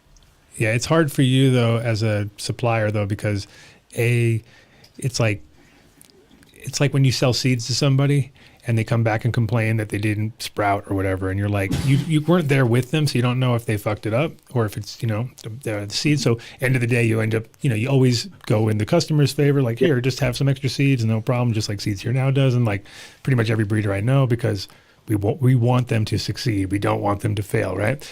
But then, of course, they'll say like, "It didn't sprout either," and then I'm like, "Get the fuck out of here!" Like now I know it's you. Now I know it's you, or I'll even do a test with them. Like, how come all mine sprouted? What's going on?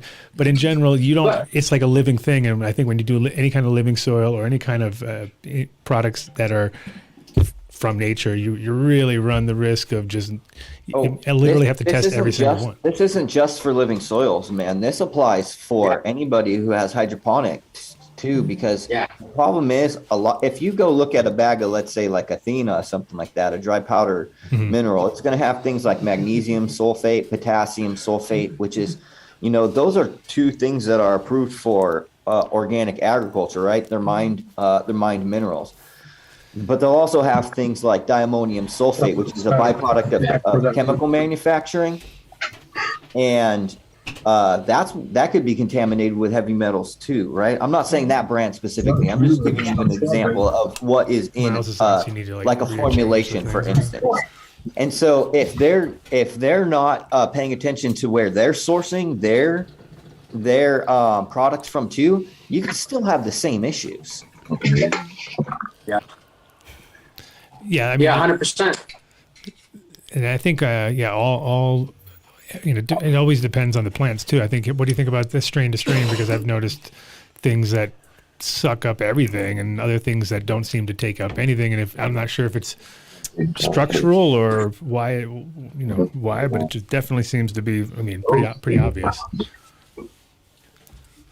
Well, I know that the availability of some of these, the bioavailability, when they actually are able to be taken up, they have to be, just like these mineral amendments that the ionic form of nutrient that the plant is using has to be in a certain form, and it usually is occurring, within a pH range as well. So that's one thing to take in consideration from the cultivation side is pH management in these systems to make sure that you're not having issues on that side.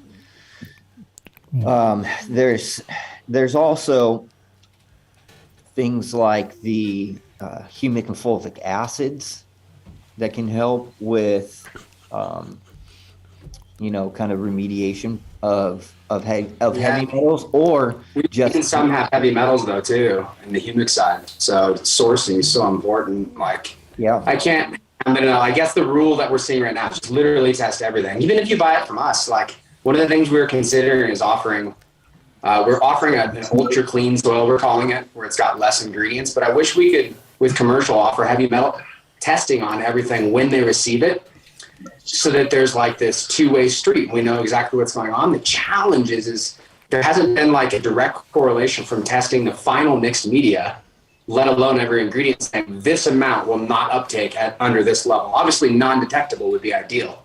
Yeah. But it's hard to calibrate that. So what's up, Miles? Welcome to the show, guys. Miles. What's going on? Howdy, didn't mean to interrupt. No. It's okay. We were just reading your backdrop there. Yeah, we're trying. Yeah, fermented plant extracts. That's about it. That's all I can read, and then I feel blind. That's about all there is for now. Until you get a bottle. That's right. Well, yeah, I've been listening along. I tuned in a little bit before when Jeremy was talking, and I think you guys are touching on a lot of the important things here with the heavy metal stuff. It's super frustrating, of course, but it's also like the tip of the spear on like where we want to be with like the ethics of what we do. So. Well, let's reset and introduce Miles, since he's just talking right now. And what? Everybody knows you Miles. say that, but then we're going to get a complaint. So, Miles Filipeli, weed should taste good, fermented plant extracts, and he has his OnlyFans page. Because look at that guy. Fucking good looking, man.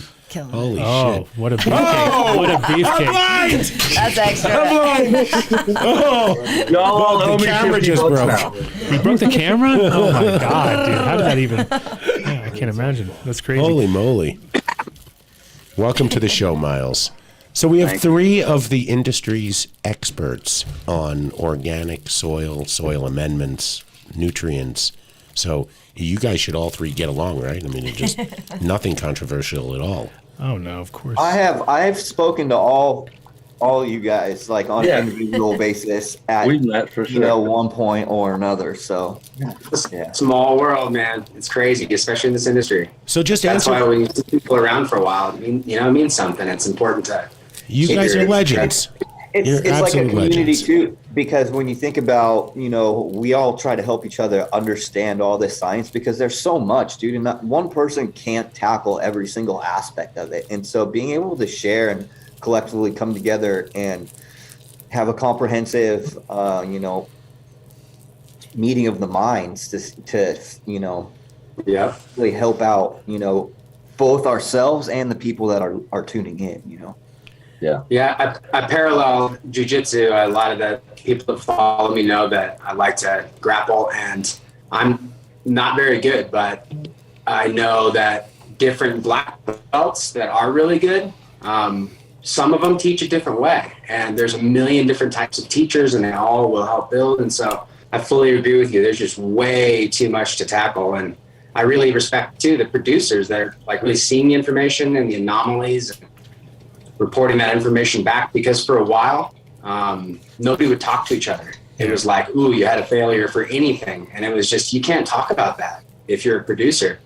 And so it's hard to open up the communication from that side without maybe feeling like you let the cat out of the bag, that you had a problem with a crop before. Yeah, and then of course that gets blown out of proportion in everybody's minds because they're like, "Oh my God!" I mean, if you would know how many of these guys failed, you would, and it's also at the end of the day, it's not just the fact that you failed, but what did you fail for, and what was the reason? If it's a mold issue, it might be your fault because of your conditions. You know what I mean? If it's like when it comes to heavy metals, of course, that's obviously coming from the inputs in some form or another, because it doesn't just, it doesn't grow in the building or something like that, but molds do, and those are just design flaws and things where you'll go into a grow and be like, what the fuck, you got black mold in here, right? Like, this is not a good start right here.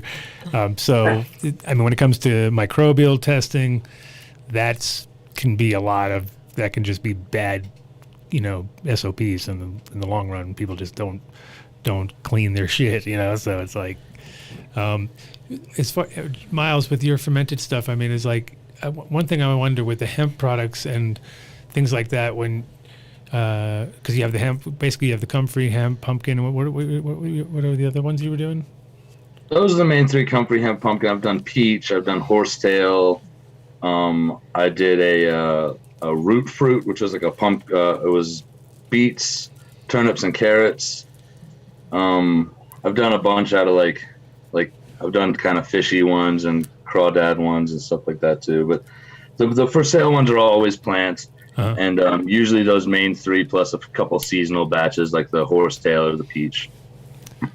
And with the ferments, they really don't. They're not adding any. There's not really much chance of them having any kind of effect in this department, really, is there? The dilution is so low that no, I don't. I mean, I have lab tested them before and nothing stood out. So I'm expecting since they're from crops off of my field, there's nothing to be aware. Like, there's no contamination in my valley, and the biggest thing we have problems with in my soil is carbonates and sodium, high pH.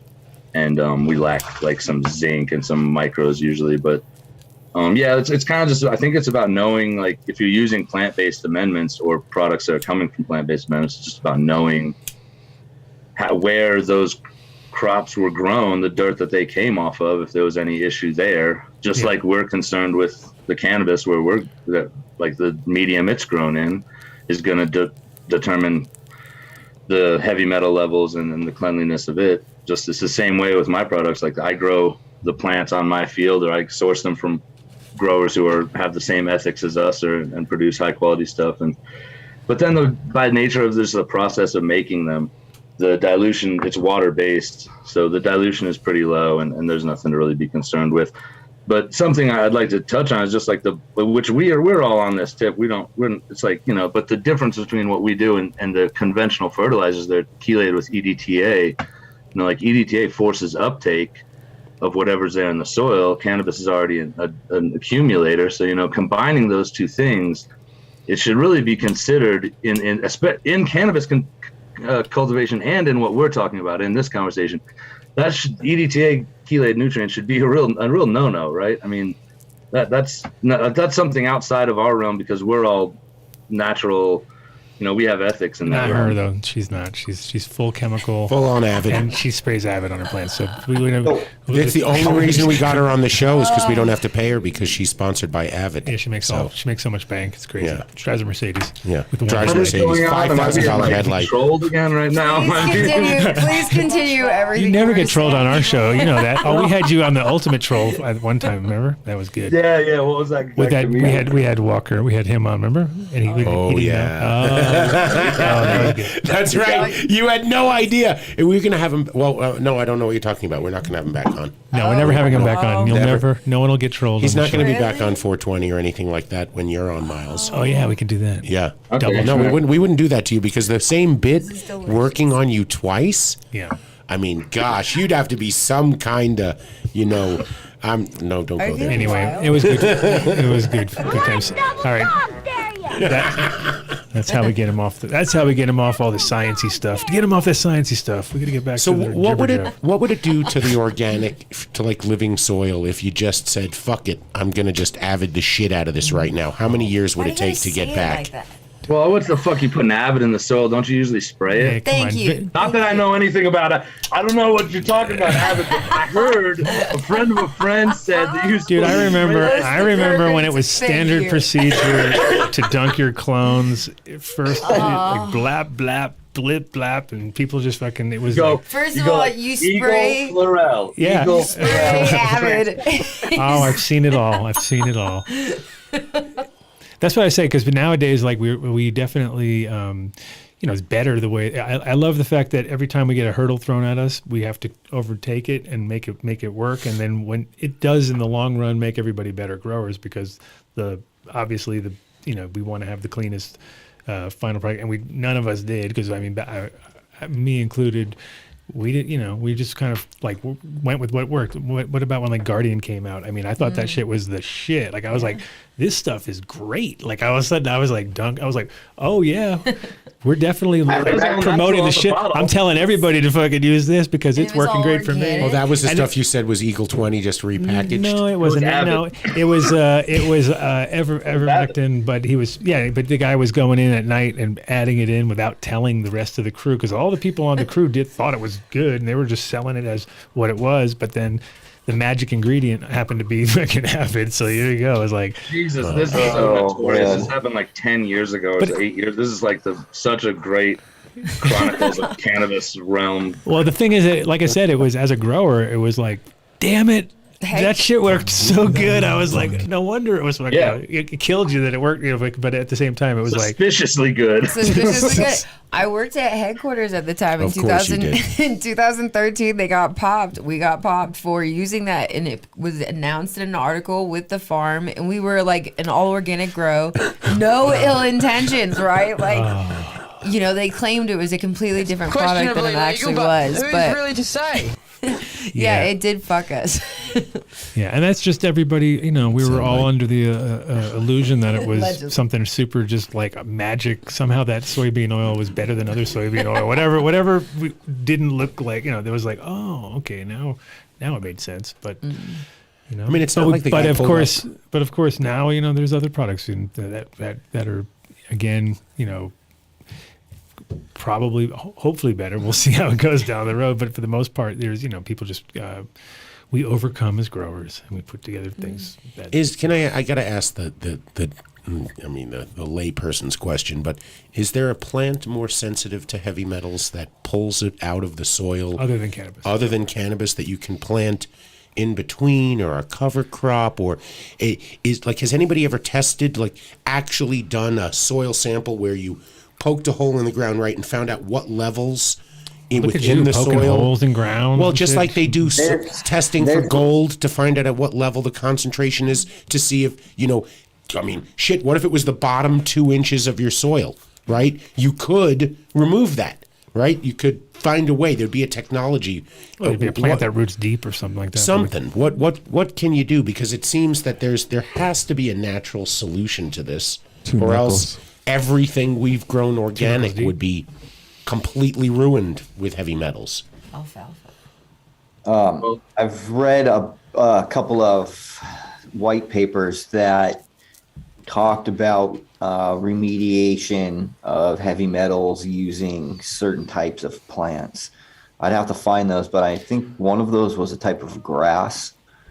But there's tons and tons of different plants that pull up heavy metals that can be used for remediation. I mean, the shitty part is that hemp is like one of the best, right? So it's like great. You got this like ultra competitive plant in there, and if it's the type of plant that pulls it up, because with hemp, we know it's a good remediator. They use it regularly. It's better than drugs. People say that, but they also don't. We don't test like squash and we don't test our tomatoes and our corn. Let's see, what our heavy metals are in our food, right? So what are we actually? You wouldn't want to do that. You wouldn't want to. Wouldn't want to know what's in your food, right? Equally or more, being able to pull up heavy metals, but we don't test, so we don't know. I mean, what are we comparing it to? That's the whole thing. And then also, one of the things that just all around cannabis just is a heavy feeder on a lot of things, so that doesn't help. Sorry. Yeah, for sure, and that's what I mean. It's like kind of like putting another fish in a tank with a shark and just hoping that thing's gonna like come out somehow eat as much food as that shark is. You know what I mean? And the shark's just like, especially at the right plant and so yeah. But I don't know if it's an issue for the home grower.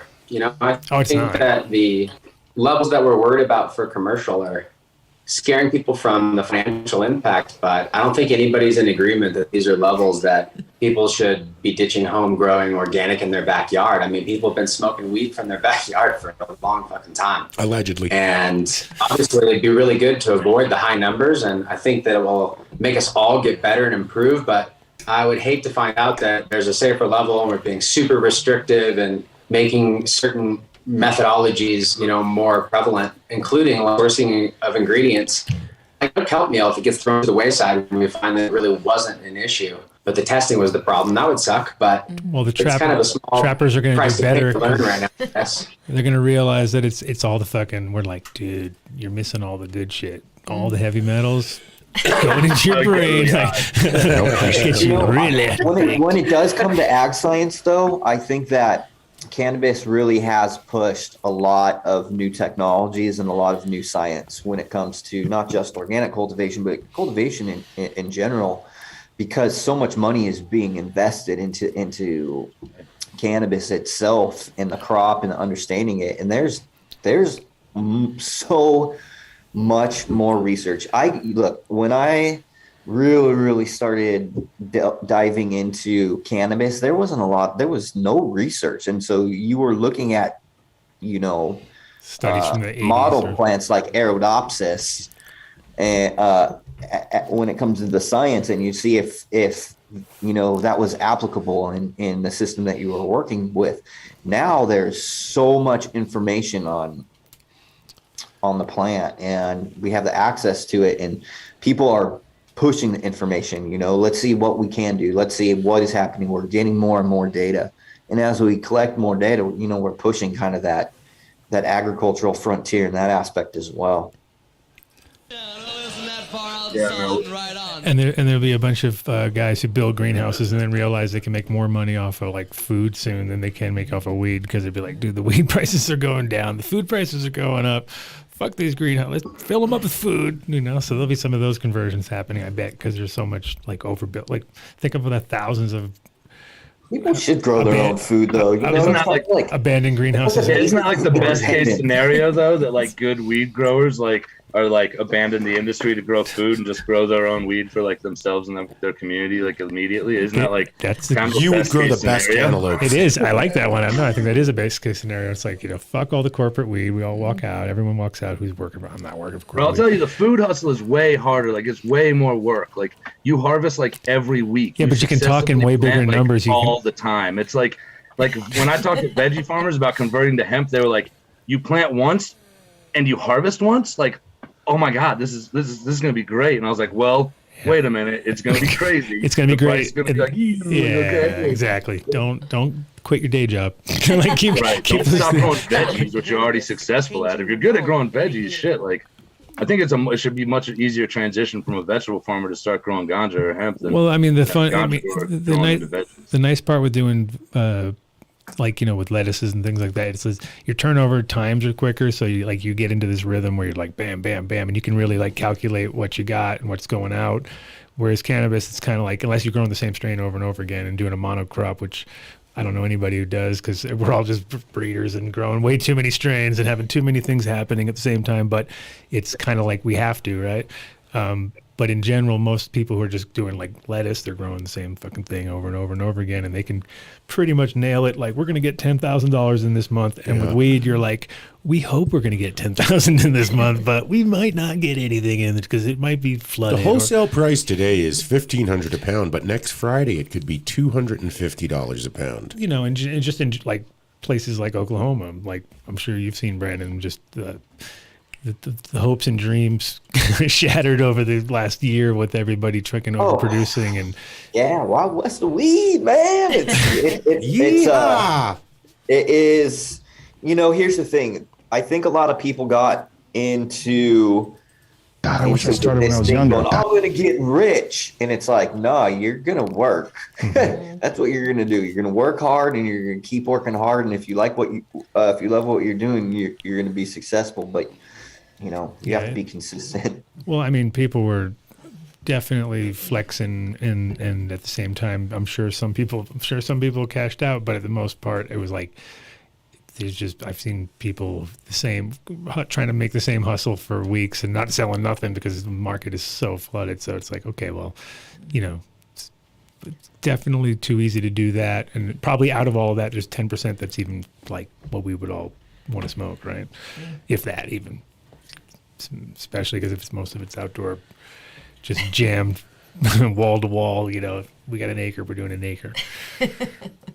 But you're not different varieties that you're talking about too. Everybody wants to grow different varieties, and as a business, you want to have a menu. You don't want to have just one item. Mm-hmm. And we've noticed that in the same exact soil, you can have genetics that would pull up different levels of heavy metals versus another. And we're talking just within, cannabis, not other like vegetables or anything. Right. And so that's interesting. I wonder, at what point we'll learn more about that, but it is disheartening to find that one passes, one doesn't, whether it was the genetics or not. It could be just a different spot in the soil, right? Is it possible that maybe there's a whole different, could you plant something from the mycelium network, like some type of psilocybin? Is there a mushroom you can put down? I mean, what about pill bugs? Blue oyster. What about the pill bugs? Aren't they supposed to sequester heavy metals? What are they called? I haven't read anything like that. That's what I wanted to call it. A roly-poly. You mean The ones that you potato like bugs. You need a lot of those in your grow? Is that what you're trying to say? Like 5 million roly Well, poly. they are supposed to be. No, I like the mushroom idea, man. Right? I don't know. Mushrooms are definitely a win-win. There's some lactobacillus species that can.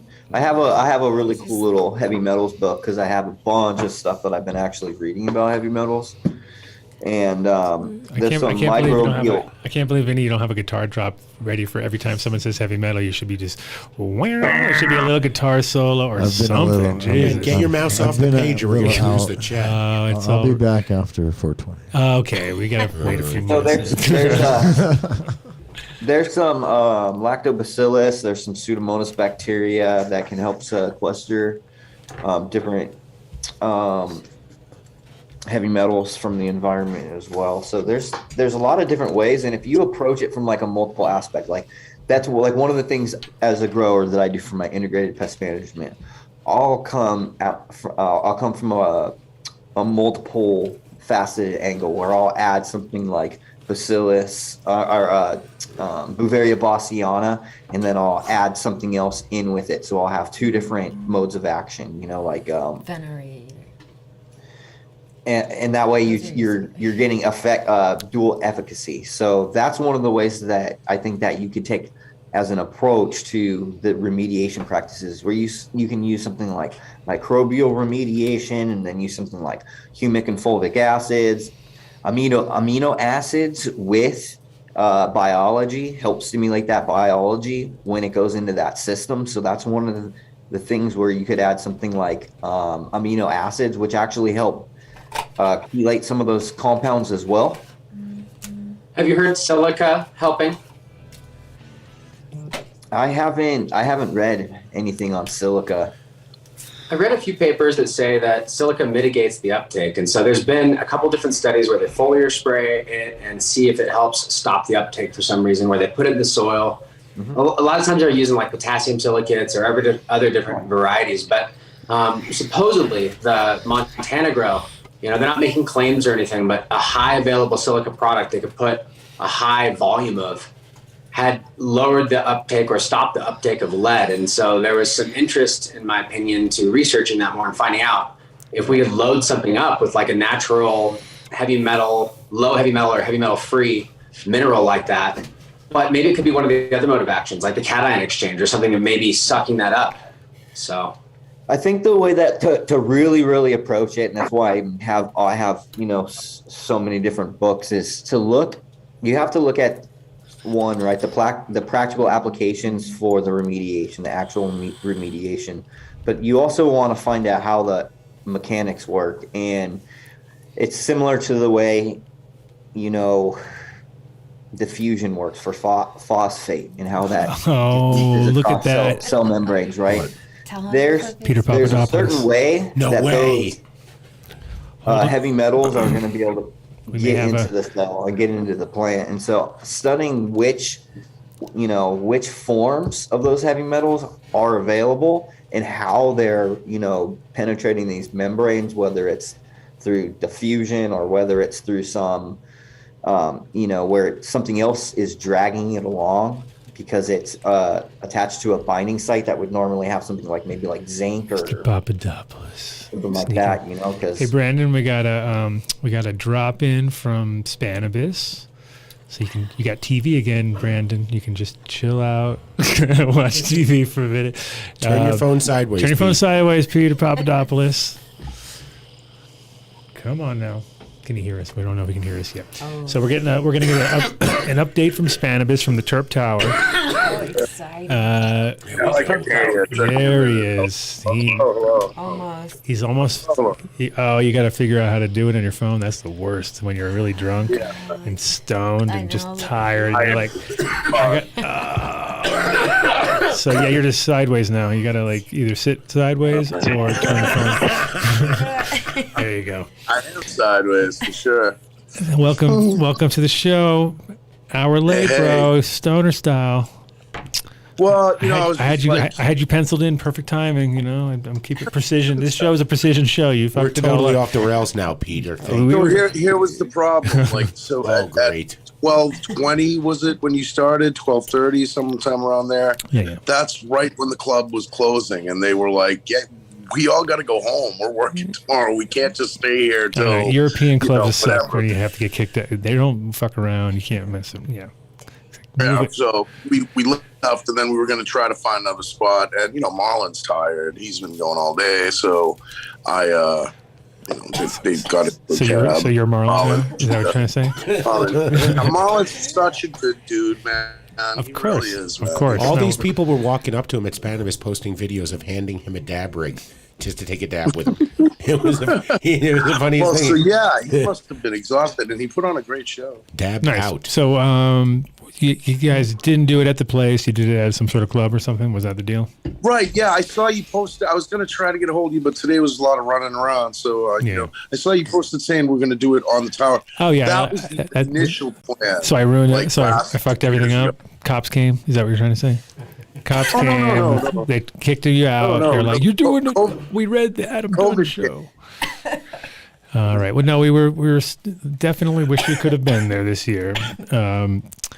Yeah. How is the Cannabis looking? Otherwise, looked pretty good. This whole week, I've been here this whole week, and like there's like a dedicated group who've come in, and it's like it seems like a stepping stone. I think next year is going to be, I hope, if the world's still around, I hope it turns back into more what it used to be. It's like yeah, I'm sure it's kind of like almost like the Emerald Cup, the Emerald Cup. Well, I was going to say it's like you got COVID last year. Now you got like potential.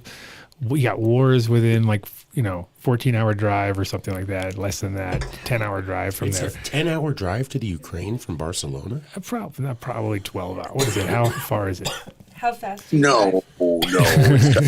Slow. But no, in general, I mean, or definitely, feeling. No one really feels like traveling that much. You know what I mean? There's a little bit of a hesitation. I do. It's like 34-hour drive from Barcelona to Ukraine. All right, well, that's Google. Still not too bad. That's a day. That's like going across the country. Yeah. You've driven further for weed, Miles. Yeah. Very brave. Allegedly. But so otherwise, so the shows are it's a little bit less people and less booths. I mean, how's the booths looking?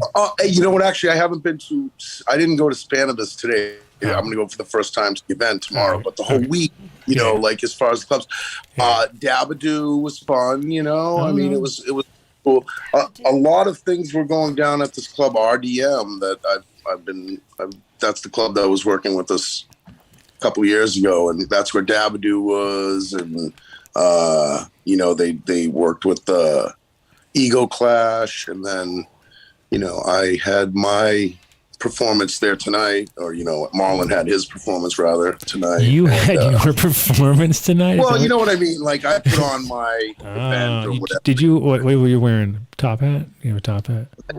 You need like a ringleader hat. There you go. Oh, well, right there. Yeah, That is very trying to steal. nice. Trying to steal my look. Wow, I know somebody else in the cannabis industry who wears a hat like there's only one fedora in this industry, right? only wear one. And don't Photoshop There can it. only be one. It's like Highlander of fedoras. Like, watch out. Marge. So now you're off the hook. This is a classic promoter situation where you did the event, nobody died, you made it out. It happened this time. Last time was a complete fucking downer because it was like literally. I know you were ready to go, had everything lined up, and it just I'll tell you. Last time we had a lot of special things ready, and everyone had it gone as planned. I think everyone would have left with just such an awesome memory, and that's all I really wanted, and it was so, such a bummer to Did you bring all the trophies back that you had to have the big hassle with last time? Did you bring all those? The glass? No. It was a competition this time around. I didn't have a competition. Good. So you figured that out. You're like, that is too hard. To put it together in a month or two is too hard. If you have, I've already started laying the groundwork for next year, which is what you have to do if you want to. I mean, it's not. You can't just put it together and. Well, there you go. That's the wise words of Peter Papadopoulos. Well, hopefully next year we can be broadcasting live from the Terp Tower, and we'll back sneak again. Adam in our You can go back and listen to the two. You can see the show. It's still up there from 2 years ago. Isn't it your birthday? Who was it? Your birthday? Isn't it your birthday at this time of year? No, June. June. No. Is it? Somebody's birthday out there. No, dude, bro, you're high, bro. Yeah, you are. So no, it's a good time of year, definitely to go, and we're sad we didn't make it because this is like it definitely is like the new as far as Europe goes. because Amsterdam's dead. You know, I mean, that whole place. It was good when it lasted. But, I know. But No, now we could have fun in Amsterdam with Steve. I still like I going have back. fun, I but have fun that's not like we can't make Steve take care of every single person that comes over there, can we? No, but it's just me. Were you guys planning on inviting me, or were you not planning on inviting me? Of course, we were invited. Are you allowed to fly in a plane though? You're like a troublemaker. Yeah. You're like an extreme troublemaker who gets in trouble everywhere. So I don't know if it's possible. You have to see if your passport's good. You're the chick who might forget the passport, right? Just like I did. I drove with Mateo one time, got to the airport, and I was like, you remember? You had to fucking. You remember? They let me on. It was rough, dude. Whenever you forget your passport and you have to go through, you know, you always see the guy when you go by, and you're like, "Oh, that looks like a lame place to be." I was there. He was there. And all right, Vinny, we don't need to hear heavy metal for hours. You now. refuse to go through the X-ray machines too, right? Don't you Of course. refuse? Yeah. Oh, and that was the worst part. Is that's the only time I ever had to go through the X-rays because that they were like, "There's no way you can not go through the X-ray." Now I was like, "What?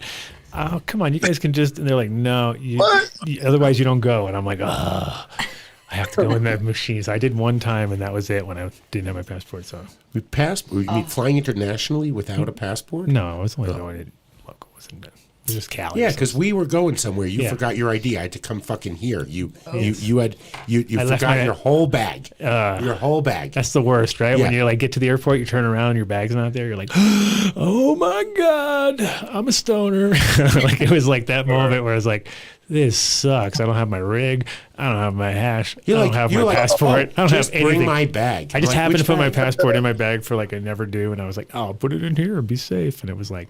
Left it all at once. So yeah. No, Peter. He wanted me to bring his fucking travel just dab. I don't even want to. It was a safe. It would at least 20 grams of concentrate. I'm like, no, pick one. I'll fucking no. I'm not. No, I'm not that guy. Yeah. I'm just not that guy. Miles would do it. I'm not. He should have just. He wanted you to tuck it too, right? Yeah, mirrored sunglasses. You're good to go. That's all you need. They'll never ask questions. Yeah. Hey, you're the guy. It's not me. No. I'll bring bagels. I'm not bringing fucking 20 grams of fucking concentrate. No. All right. So Marlon's crashed out. James Loud's crashed out. They're all. Yeah. You're the last man Marlon's standing. Performance was mad cool, dude. Like, Is it Mila online? showed up. Is it on YouTube? Is it somebody recorded and put it up yet? You know, I didn't have it done, but a couple people were filming things. I don't know what's posted or if anything's posted, but it was like Mila showed up, and Mila and Marlon really have a special relationship. Did Mila and like, sing? What's up? Did Mila? She sing? raps. She'd be like, no. She never has a voice. The funny thing with Mila is she's always at these shows. She completely loses her voice. By the end of the show, if she hasn't lost her voice, it's not a good show. In like every good show I've ever been at. It was a show that just lost her voice. She always has a Shout out to Mila. He invited her up and sang the song. Was it "Mother, I Love You"? I don't know if that's the title of the song, but that was kind of like the chorus, and it was just really. I'm telling you, it was. Wow. Gotta see if it's online. Gotta see if it's online.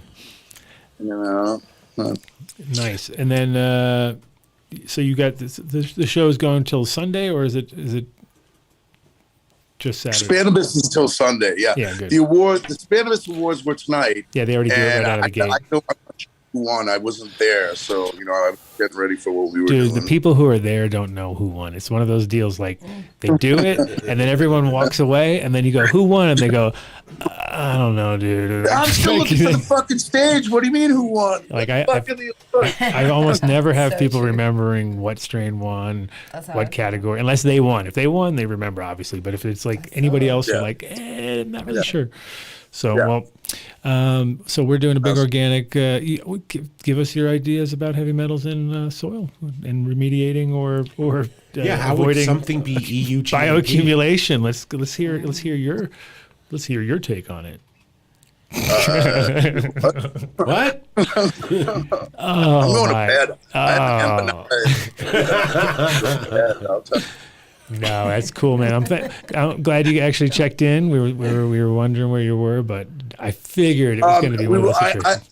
I tried to get it. We were going to go down to Terp's Army, and then I'm like, and Marlon just looked like he was going to fall asleep, and James actually fell asleep. So, so we're blaming James Loud. James Loud fell asleep. 2 grams of rosin. We all. He was dozing. He didn't, he was dozing off. But, we all had long days. It's, you know what it's like. When you get to Barcelona, it's like you go 3 days with like 2 hours sleep each night. And you're like, how am I even doing this anymore? Right. Well, thanks for checking in. And we'll get the update from you in a couple of days. I'll get the update and I'll parlay the results. So figure out who the hell won. That's your job. For sure. Right. Well, thanks for having me, man. Thanks, Pete. Thanks, Peter. All right. Take Peace, care. man. All right. Thanks. Next time, figure out how to turn your fucking phone sideways. Yeah, it's a good. Come on, man. In the fucking menu, man. I'll have my Just unlock it. I'll have my kids send you the Swipe directions. There you go. Jeez Louise. All right, Peter Papadopoulos, a.k.a. Roland and Blazin. Roland and Blazin. Spelled like Roland and Blazin. And Blazin. Oh, just like flicking beans. Genius. It's nothing like flicking beans. Yeah, it's genius. All right, back to the meat of the subject. So, you got a soil line that you're working on, Jeremy, which is sort of what you said, like 7 different inputs or something like that, and real low chance of. Yeah, the idea is to look, instead of putting 100 ingredients in there, let's simplify it down to the basics that you can test a little bit more repeatedly without just blowing the budget. Mm-hmm. And while we're testing everything, one of the things about organics is a lot of these amendments will have very small amounts. So what you want to do is find the best on the market with the lowest amounts. Some of the seed meals that we use have zero non-detectable heavy metals from every single batch we've used. So we're confident that it's a duplicatable process. And that's another thing that is more challenging. So we'll pick sources that are consistent, and so there's less likely to have variability, and simplify the number of ingredients. And the goal right now is not to make any promises, but to say, look, if it gets in there to begin with, instead of playing the roulette with, hey, this has low amounts, we'll just eliminate the ones that have even remote amounts in them in hopes that now the plant can't uptake it. But the challenge is when you start to limit ingredients, it may not be as high a performance right out the gate because we haven't had as much experience. And so, for instance, phosphate sources, fish bone meal, soft rock phosphate, those all have small amounts and can have high amounts depending on the source. So we've gotten away from those for this mix to make sure that at least the phosphorus that's in there is not going to be an issue, but supplementation will be important. And then the grower can now say, okay, I've tested the actual box of product that I have, or the bottle that I'm going to use that's an organic product, whether it be a ferment or whether it be another source. There's so many things that you can use that are organic for foliar spray, amino chelates. And if you have a good soil base that is clean input and you have a way to supplement, right now you could grow a good quality product and not have any issues with testing. The goal will be to improve the recipe by adding more ingredients or changing some that will, over time with soil testing, prove to be a very high performance as well. But right now, with heavy metals being so restrictive, we wanted to at least put something out that has the best chance at low uptake, if any. And then with Brandon, how is Bokashi test out, and is there any kind of situations where you've had to adjust ways you do stuff along the way, or was it always kind of? I've always been able to source clean inputs because, again, we're always testing everything. And I was actually in Texas earlier this week, and I went to another manufacturing facility, and I was going over all of different types of inputs that are used. And, there's different places that you can send off heavy metals. And one of the things about when we talk about consistency, not just in product, but in the labs you use. And that's one of the things like why myself and Jeremy use Build the Soil, right? Because they offer you a large amount of data when it comes to soil and stuff like that. And as a grower, they offer me things like tissue test we can get heavy metals testing done. And we know that the tests that we're going to get from that lab is always going to be consistent as well. So that's one of the really important aspects as well. But making sure that what you put in there to begin with is clean and it's not has high levels. And like he said, he nailed it right on the head. You don't need to put in a ton of stuff. Like this isn't like one of these super soils that someone would have 30 different things and throw all this stuff together willy-nilly and be like, oh, I built this. So, that's not how it works. You use the components that work, that have the proper nutrition in them, and you put them together in a way that's going to meet the needs as far as sufficiency and balance goes. And as long as you're testing and you're doing the proper procedures, you shouldn't have any issues. Again, it's all about the source that you get your stuff from, and then consistency. Yep, 100%. And we don't want to change some of our base recipes that have had a lot of ingredients. There's guys that are going to make every super soil that their buddies have told them to make. So the goal would be able to find the best ingredient for every one of those so people can choose something clean. And it's a work in progress. I'm not going to say that every product has zero detectable, because it's totally not true. Organics includes the entire periodic table, ocean products, animal products. Yep. When it comes to plant-based, we see less issue, but there are certainly ones that can be. From bokashi perspective, some people do use rice bran. We've seen some sources that have more on the rice, but for the most part, we haven't seen alarming amounts in the rice. The rice hulls didn't test really high, but we omitted them from this recipe. The pumice we use is really clean, so that's not of a concern. But when it comes to amendments and you're loading them, or you're top dressing a lot and making teas, and you have testing a lot, the consistency of those sources that you have, and making sure that if you're a grower, that you're testing everything that comes in, and correlating your own data in your own facility with your own labs, that it means something over time. Because right now, there's no table you can look up that says, if you have 2 parts per million in this type of product at this many pounds, you're totally safe. And if you put 4 pounds, you're fucked. So you have to be just as clean as you can. And that sucks, because that's potentially a moving target. And the challenge further that I've mentioned before is that these labs, they're not foolproof, and there's a lot of money on the line. So, And when it all comes down to it,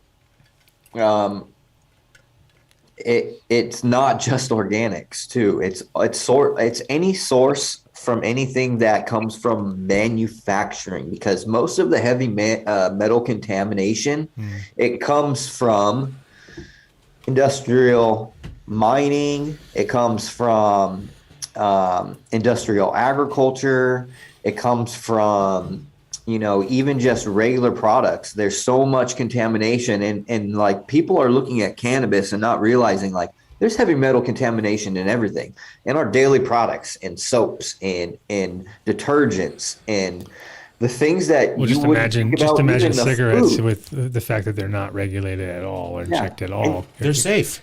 And you know what? No, I was reading that. Hold on.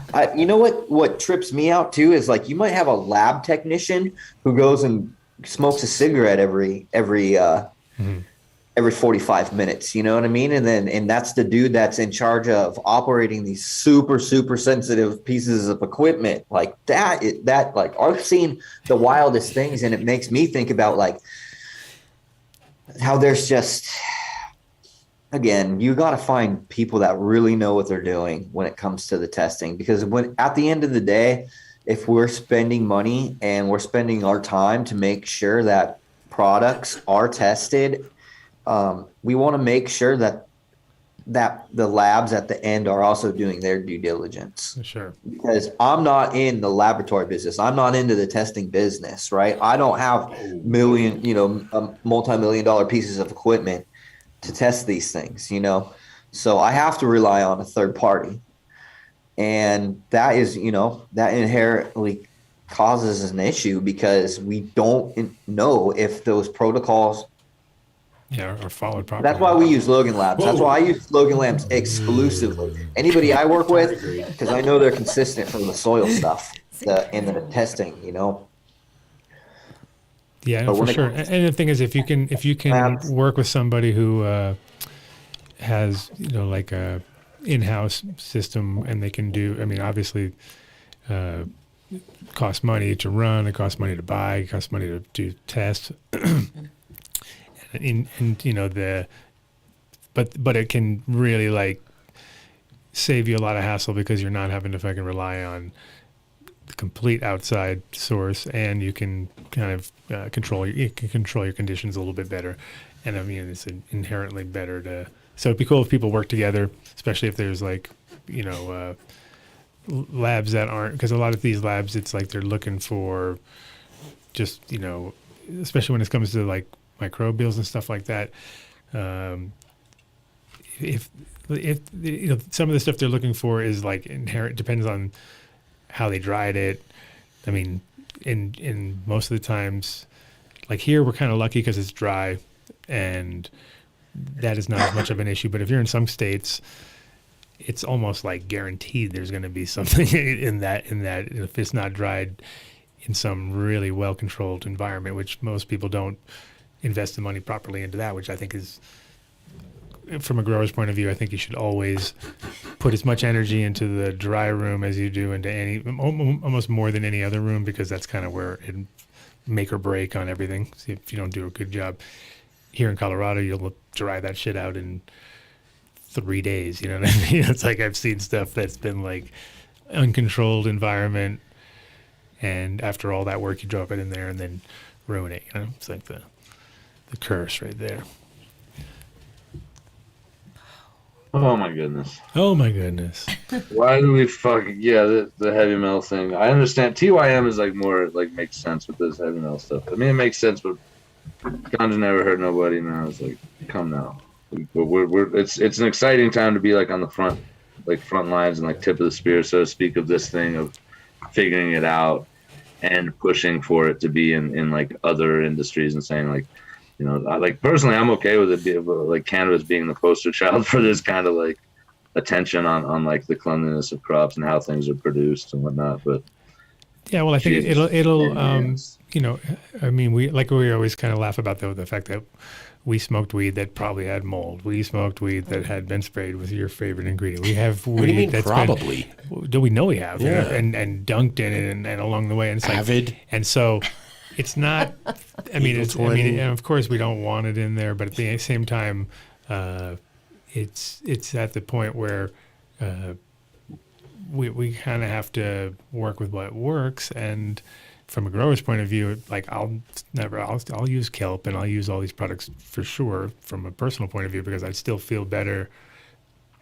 Like your ferments, I'd have to say, Miles, crush it with like with all like our regular garden out last year, and then indoors the stuff that we grew. Like you would come in the next day and just be like, oh my God, they look fucking amazing. You know what I mean? So, and it was strictly your ferments that was using, and the plants. So from I think, to hear that. Yeah. So I think from like, once people realize that they don't have to, because it's hard, people go for the easy route on everything, and organics isn't really the easy route because it never has been. It's always been a little bit of a uphill battle, because we're like, oh shit, we've been doing it wrong this way, and we have to like change the path a little bit.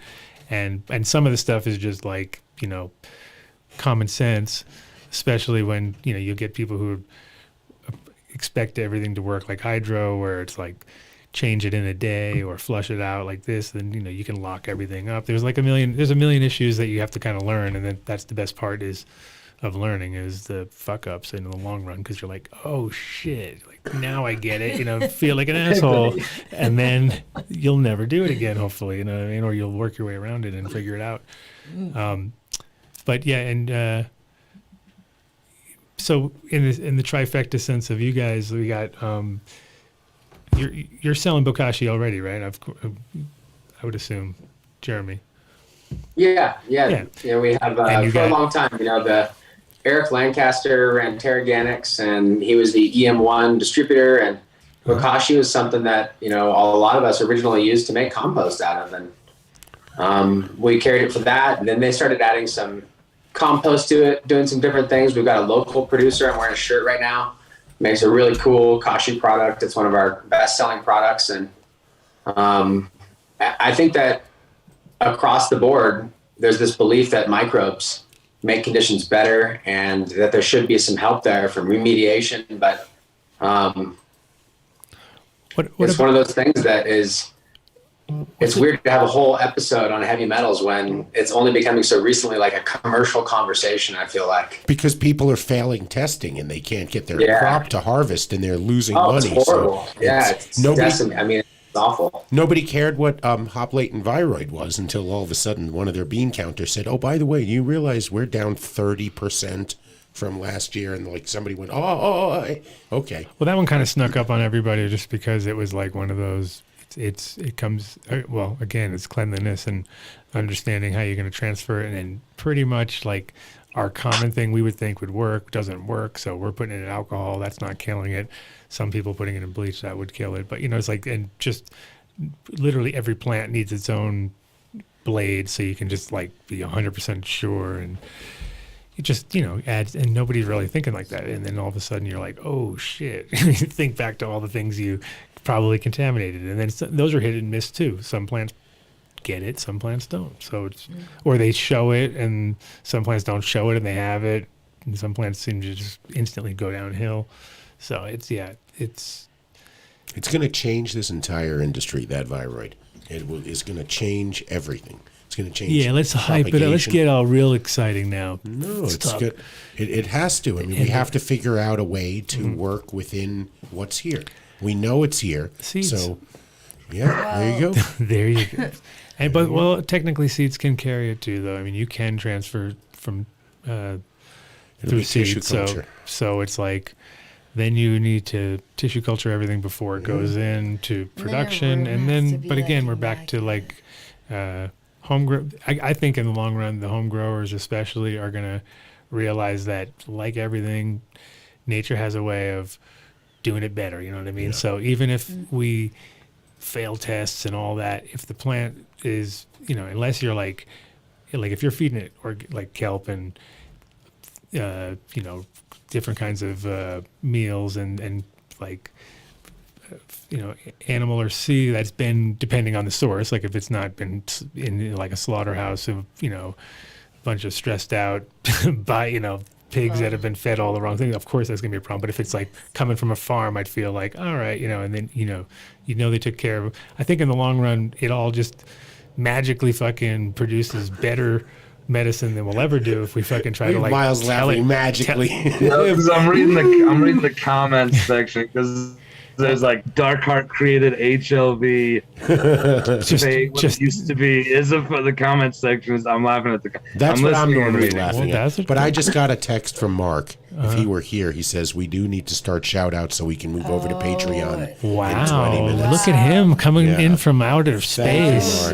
Because he knew Vinny would be slacking. Yeah, Vinny forgot he was. So wait, but we have the perfect segue here because we have two current sponsors and a third who doesn't realize he's going to be a sponsor. Oh, he's already sponsoring. He's sponsoring the 420. We're doing a 420. Me, I'm about it. I've been asking, what do I got to do? He's come. No problem. We'll send you an invoice. I'll talk to you after the show.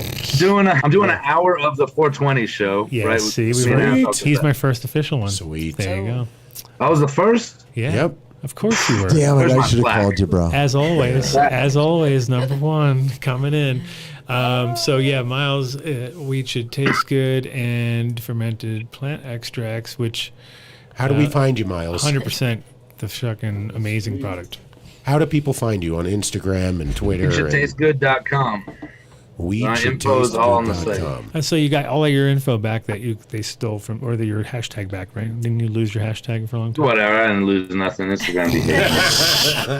I didn't lose nothing. I'm gone nowhere. I'm always easy to find. WeShouldTasteGood.com. It doesn't ever go nowhere. It's always there. So and you can find my info on the site. What's the Dunn deal discount when they enter that on your promo code? 15%. Look at Bam! That out of the gate. Bam! Wow. Look at extra stank, 15% cheaper stank. It's stinky. Yep. It's very stinky. Very stinky. It comes clean, no stink. No stink. No, come on. Garments come clean. Good rule. On the outside, maybe. But We're about to grab Miles's whole new KNF line as well. A lot of people are making their own or want to learn how, and he brought me some in, and I'm pretty excited about that too. I've not been a huge KNF. I've never made all of the different concoctions, and so it's kind of exciting to me to see his labels and everything. It's pretty rad, Miles. Give thanks. Yeah, I'm excited about that. Do you guys just see Miles like in his lab somewhere? You did his bubbly stuff and smoke coming up, and he's like, yeah, it's more like pouring a in. burn barrel, and it's all like you got to keep the fire going in the burn, like under propane tank going underneath the crock pot, burning up some. Yeah, there's bubble and brews, and it's kind of I think of more like wizard and shit than a lab. Yeah, his neighbors down the road fucking at Hogwarts, they're like, what the fuck is that smell? Jesus Christ. You should have seen the ferments that he brought sometimes that we were bottling. My guys were bottling them. Like, you get to the bottom of the batch after it's been open to the air for a little too long. Yeah, or something. once the air hits it, it's stanky. Yeah, the air is in it. That's it. Now it's been really good. Perfect segue into Bokashi Earthworks. Why you pick that name when it's so close to that other word that sounds like that would really screw your search up? I have no idea, but Bokashi Earthworks. What's the done deal there? Bokashi, it's Bokashi. Bokashi. There you go. See, you're getting all the That's boo. why, because I got the boo in there and I wanted to go to the other direction. I like where your head's at. Do you? What? Wow. Oh, damn. Wow. Bokashi Earthworks. What's the done deal at Bokashi Earthworks? It's actually a Japanese word. It's a type of, anaerobic fermentation they use. I like money, though. I like money. And they use a certain, type of assortment of microbes to do it. So, that's what I was using. That consortium of microbes, and in the very beginning of my company, I've kind of evolved into a lot of other things. I still use it. I still manufacture the consortium. I don't call it EM1 because I can't legally call it EM1 because the name is trademarked. But it's the same species, or not exactly the same. It has a couple different of the bacillus species, but that's a Micro Plus. I have carbon-based fertilizers that was developed by Dr. George Caltias, who actually just tried calling me. He was the engineering director on Apollo space project, and he's worked in agriculture for about 30 years. He's developed a really interesting pure fulvic acid humate product, which is a catalyzed humate where they attach all of the molecules that the plants need on the fertilizer, so you can have everything in a homogenized solution. And so it's really cool because it works just as effective as like a chemical fertilizer without the negative impact, because it attaches to carbon. It stimulates biology in soil, so it can be used to do like remediation type practices, and to kind of transition conventional agriculture off of agrochemicals, because they can be used in the similar fashions that those chemicals are used, but again, it has those biostimulant properties because it also has an additional 15 to 20% of that pure carboxylic acid, that pure humate in it. And so when that enters into the soil system, it helps make everything else that's bioavailable. So that's one of the things I'm working with them on, some cool projects with like bionutrient pots, carbon-based fertilizer pots that we hope to replace single-use plastics from like fertilizers. That way you just transplant the thing, and then it releases nutrition as it breaks down right at the root zone where it needs it. So you can go to bokashiearthworks.com. Is that the website, or is that just the Instagram? Instagram and the website, bokashiearthworks.com. And if you happen to I'm working on like a whole upgrade because I just got testing and stuff. I'm doing a lot of testing on microbes and labeling for like OMRI certification and all this stuff. So I'm changing a lot of things right now. So we're going through a lot of changes. But if you happen to be in southern Colorado, right, they could pick your stuff up at Build-A-Soil, like face-to-face, like just go to walk over to the shelves. Buildasoil.com. And like walk over and say, is Jeremy here? And they'll say, yes, but he's busy. He doesn't have time to really talk to customers. No. I want to talk to Jeremy. You make him come out and you say, I want Bokashi Earthworks. And with the done deal. With the done deal. Boom. Before Bokashi Earthworks can go into any stores, we actually have to be label compliant and registered with the ag department in every single state. So that's one of the things that we're also doing. But it's not there yet. It's not there yet, so I know shit. So you'll get in trouble. You'll get in trouble. You'll then blame Dave. And then say, Dave told me to come here. And then back to Build-A-Soil, 877. Well, soon, hopefully, once you get that labeling requirement, you'll be at the foremost store for buying organic soil and soil amendments and nutrients in the state of Colorado. That's buildasoil.com. I think somebody works there on the show right now, right? What's that? Some guy. Who's that? Guy. Jeremy. Jeremy at Build-A-Soil. So at Build-A-Soil. Whenever somebody asks me or recommends, where should I get soil? If they're not getting soil from me, I tell them, look, there's really only a couple of sources that are like, if you want to do this and go without having to do much, it's usually going to be Build-A-Soil, Kiss Organics, or the soil that I'm building. And what's the done deal at Build-A-Soil? Since I think we've been asking, we don't really know. That's for you, Jeremy. Funny, we should talk about that. So over the years, so much traffic that these little coupon code things would just pick up. Mm-hmm. And all of a sudden, it would just be like random people that had never done the done deal would be triple leveraging. And so triple leveraging, the done deal. That's a triple done deal. I've only done double done deals. So I've never even done we basically haven't overhauled the front end of our website in a long time. We've been working on manufacturing processes and automating the transfers between buildings and making sure that we have standardization and the done really deal was jamming the system up. We were jamming up the system.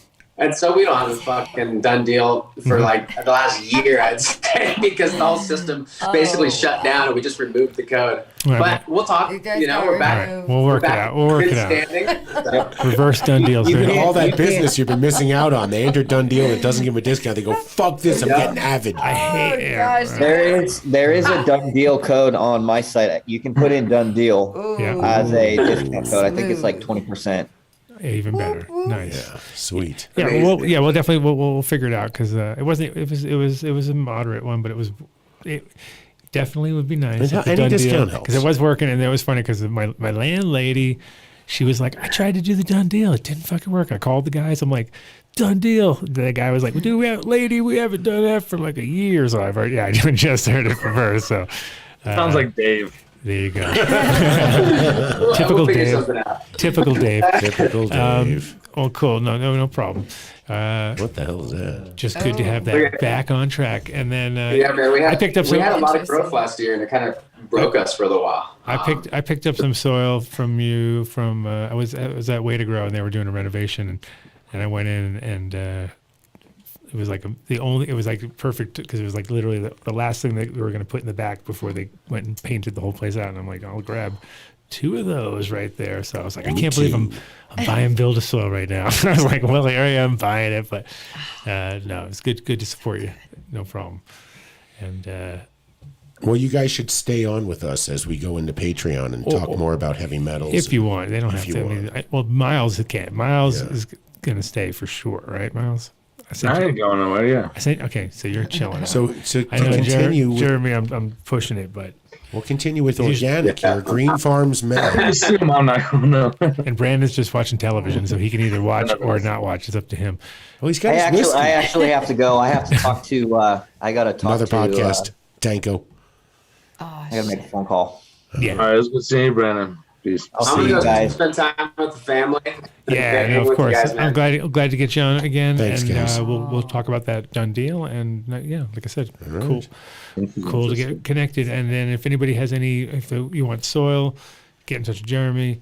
You want Bokashi, obviously you're going to get in touch with Brandon and Miles for your ferments and seeds. We didn't even talk seeds. We'll get you back on soon for talk about that. Oh, for 420, we're going to be hanging anyway, so You'll be one of our in studio guys. Yeah. So nice. Oh, we'll be smoking the good shit that night then. All right, my friend. So glad to have you guys come through, and we'll get you back on soon enough. We got a lot of catching up to do with you, Jeremy, and obviously we'll be seeing you for 420. Peace. Hey, so for medical patients down in Colorado Springs or anywhere in Colorado, you can drive to Colorado Springs. You can go to greenfarmsmed.com, place a pre-order, or you can just walk in and browse their shelves. They carry all the edibles in the state, concentrates, rosin, vapor oil. Flower is fucking amazing. I mean, really fucking amazing. So if you want great organic flower grown really with care and love, got to go to Green Farms Med. If you don't have a medical card, got to give Dr. Mark or Dr. Joe Cohen a call. You can look them up. It's the Cannabis Psychiatrist or Holos Health. Somebody's an overachiever. Oh, that's me? I hope I am. Ozo Coffee. It. Holy shit. If you drink coffee, do your friends a favor. Buy them the subscription, just like you would get our Patreon, but buy them the subscription to ozocoffee.com. Enter Dunn Deal. You get 20% off your order.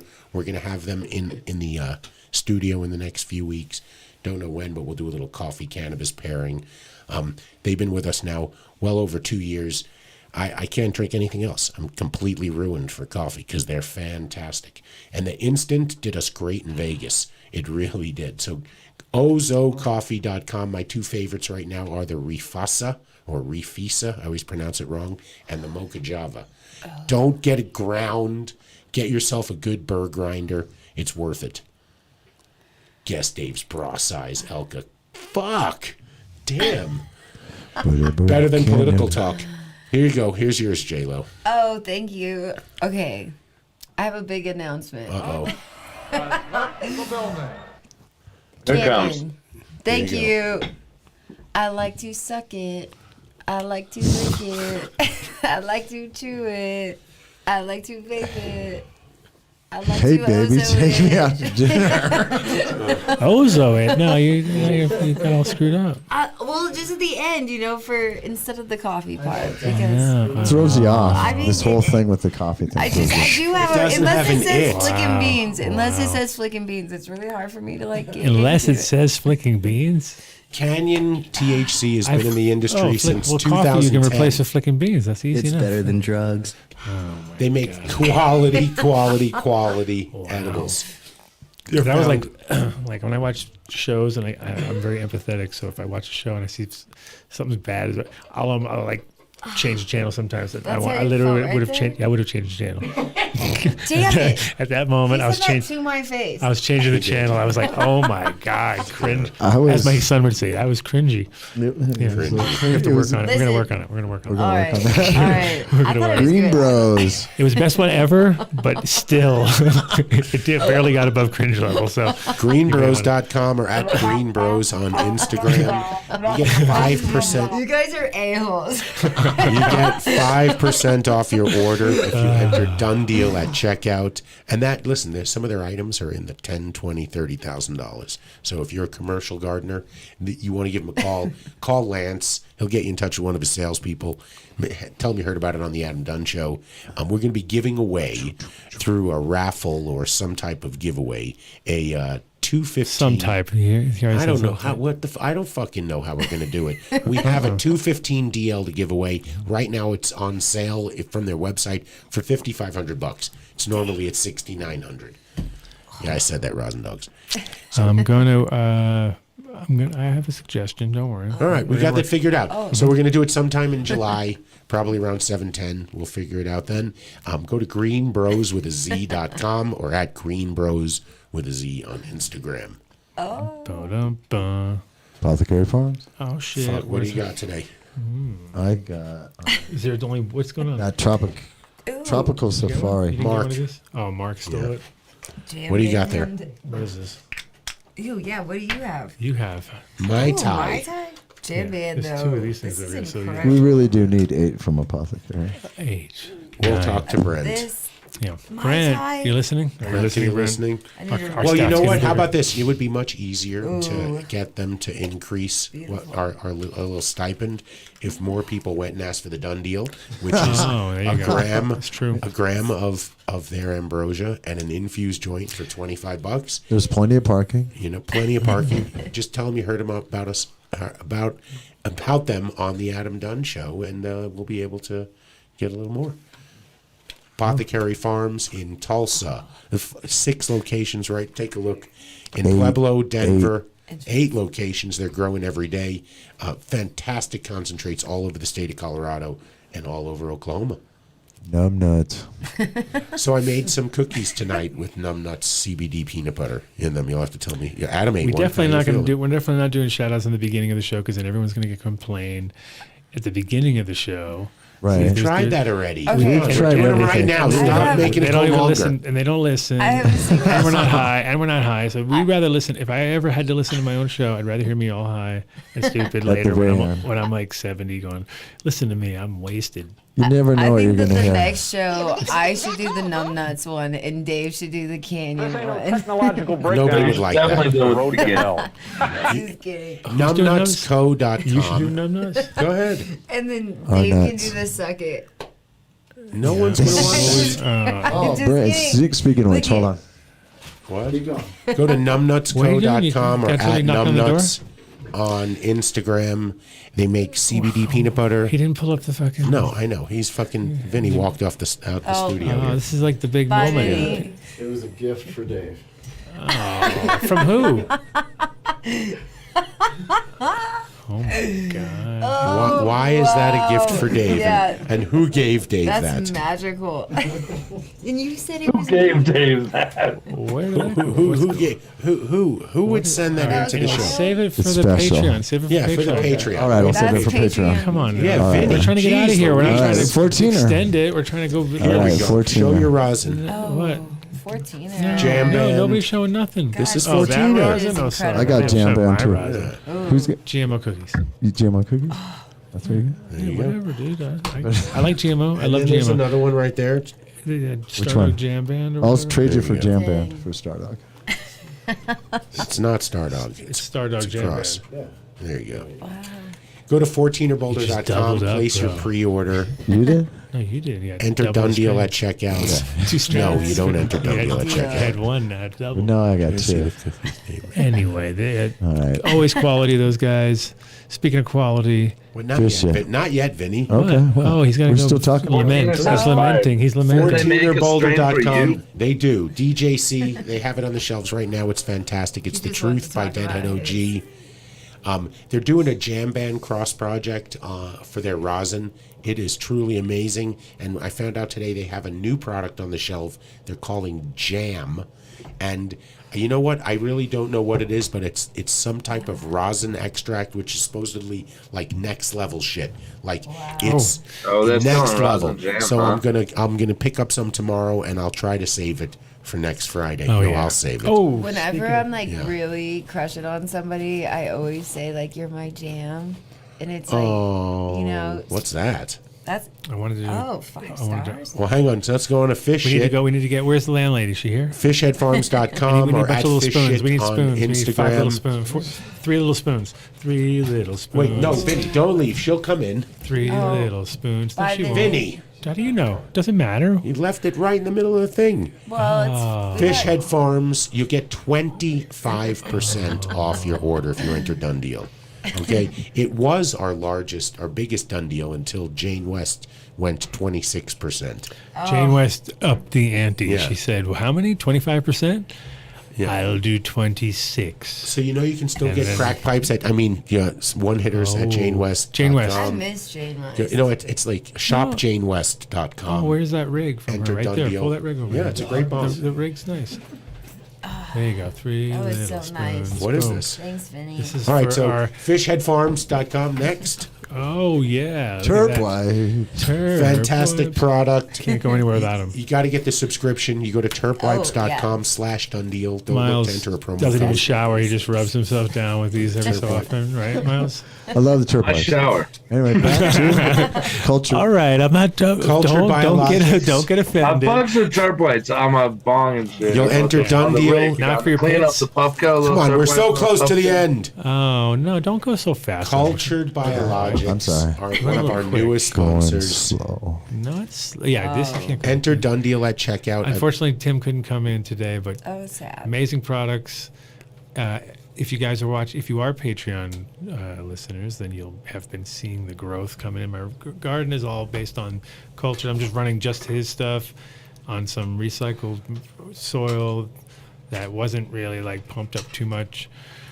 I did put crab meal in there. I did put all the bad things. Probably gonna. You got crabs? I got crabs. I just stood over the beds with my crabs and kind of scratched them in there. I figured that would be enough, like shake it in. No, but they have some. Shave one side, like the other on fire. But Tim's gonna come. I'm gonna see if maybe I can get him on the show next week because he's apparently got some new tech coming soon. So I want to see what's up. Sweet. And his products, our other buddy. Uncle Andy, his entire crop was nothing but and also, well, not nothing that some ferments from our buddy Miles right here, and also some stuff from Microblife or whatever. Dude, we have gotten so many Illuminar write-ins for the contest coming up at the end of the month. It's coming. I think they did a little promotion on it too. It's coming in hot. And they told them when. Now we're out of control. So you go to @Illuminar on Instagram. You find the word of the month, which they've already posted this month. So you can. But they didn't tell it. They show you a picture now. Now they're getting a little tricky, right? Which is good. I like it. What they do? They just show you a picture and you have to figure it out and be like half awake. It's like, oh, what is this stuff? And you're like, rock wool. Like last month it was rock wool, but they never said rock wool. They just showed you rock wool. Oh. No, this one they did say what the word is. Oh, they did? Yes. Oh, they figured out because they knew everyone was struggling. So you go to @Illuminar on Instagram. You send us an email with your name, your phone number, and you need to know the word of the month. And just tell us why you could use a new lamp in your garden. Puppies, kittens, flickin' beans always works to get Mark to pick it out. Wow, flickin' beans does that? It's Mark. Didn't know that. Talk about Don't talk Schmoopsy. about Mark like that when he's not here. Mention Schmoopsy. You'll probably get picked. Never seen all that. So you get 15% off if you enter Done Deal at checkout at Illuminar. I mean, that is, when you think about lamping a garden, a commercial garden, that's amazing. So Illuminar.com or @Illuminar on Instagram, enter Done Deal at checkout. And if you need genetics, Oh, he really used fish, is of only, course. Sorry, he used fish shit too. There you go. So all the good products. There He you used go. all good stuff. Good call, Mike Denver. Don't forget the fish shit. SeedsHereNow.com, SHNauctions.com. You need to patronize Mr. James Bean. He is a fantastic guy and he runs a great company. Just the fact that he's been able to keep 70 breeders. Me Sage. You know. Not massage. It's me Sage. Me Sage. No, if you ask James for a me Sage, you're probably not going to get one. Yeah, you will. Why wouldn't I? All right. Why Well, wouldn't you want to go to SeedsHereNow.com. You can pay with Bitcoin. You can pay with cash. But you know what you're not going to be able to pay with? What? Like rubles. Broken dreams, broken no promises. rubles. No rubles. Rubles. Yeah, Can't use 1 rubles. billion rubles. That goes right with trillion that Iraqi dinar. Apparently, apple pie was $400 and compared what it would be in rubles right now. Like, so it's just like inflation's gone nuts. Well, then sell your apple pies and buy some seeds from Seeds Here Now. Go to SHN Auctions, because if you see something on his auction page, that means that nobody for the entire year complained or had a problem with any of the packs of seeds. What James does is he keeps 2 back. In case there's any problems, he sends them out, replaces them, no questions asked. So if you find 2 packs on this auction page, that means they're fire genetics. They Oh, we work can for smoke in this everybody. bitch? That's what we're going to do. So seedsherenow.com or at shnauctions.com. And now let's move over to Patreon. Say goodnight. Look at you. No class whatsoever. I want to thank everybody. I say we're done here. Are we done? Yeah, For real? Are you sure Yeah. you didn't fuck up? I didn't fuck up. All right. Just double check. You never know. There's always one.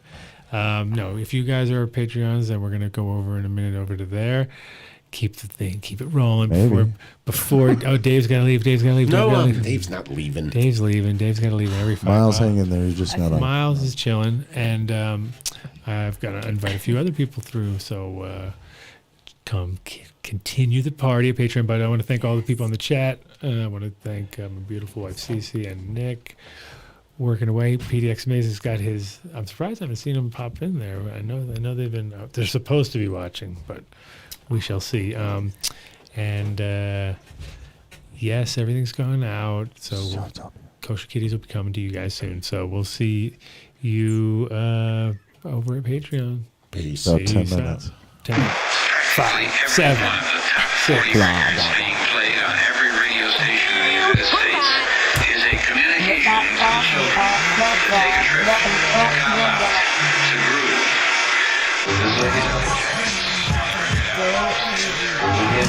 This is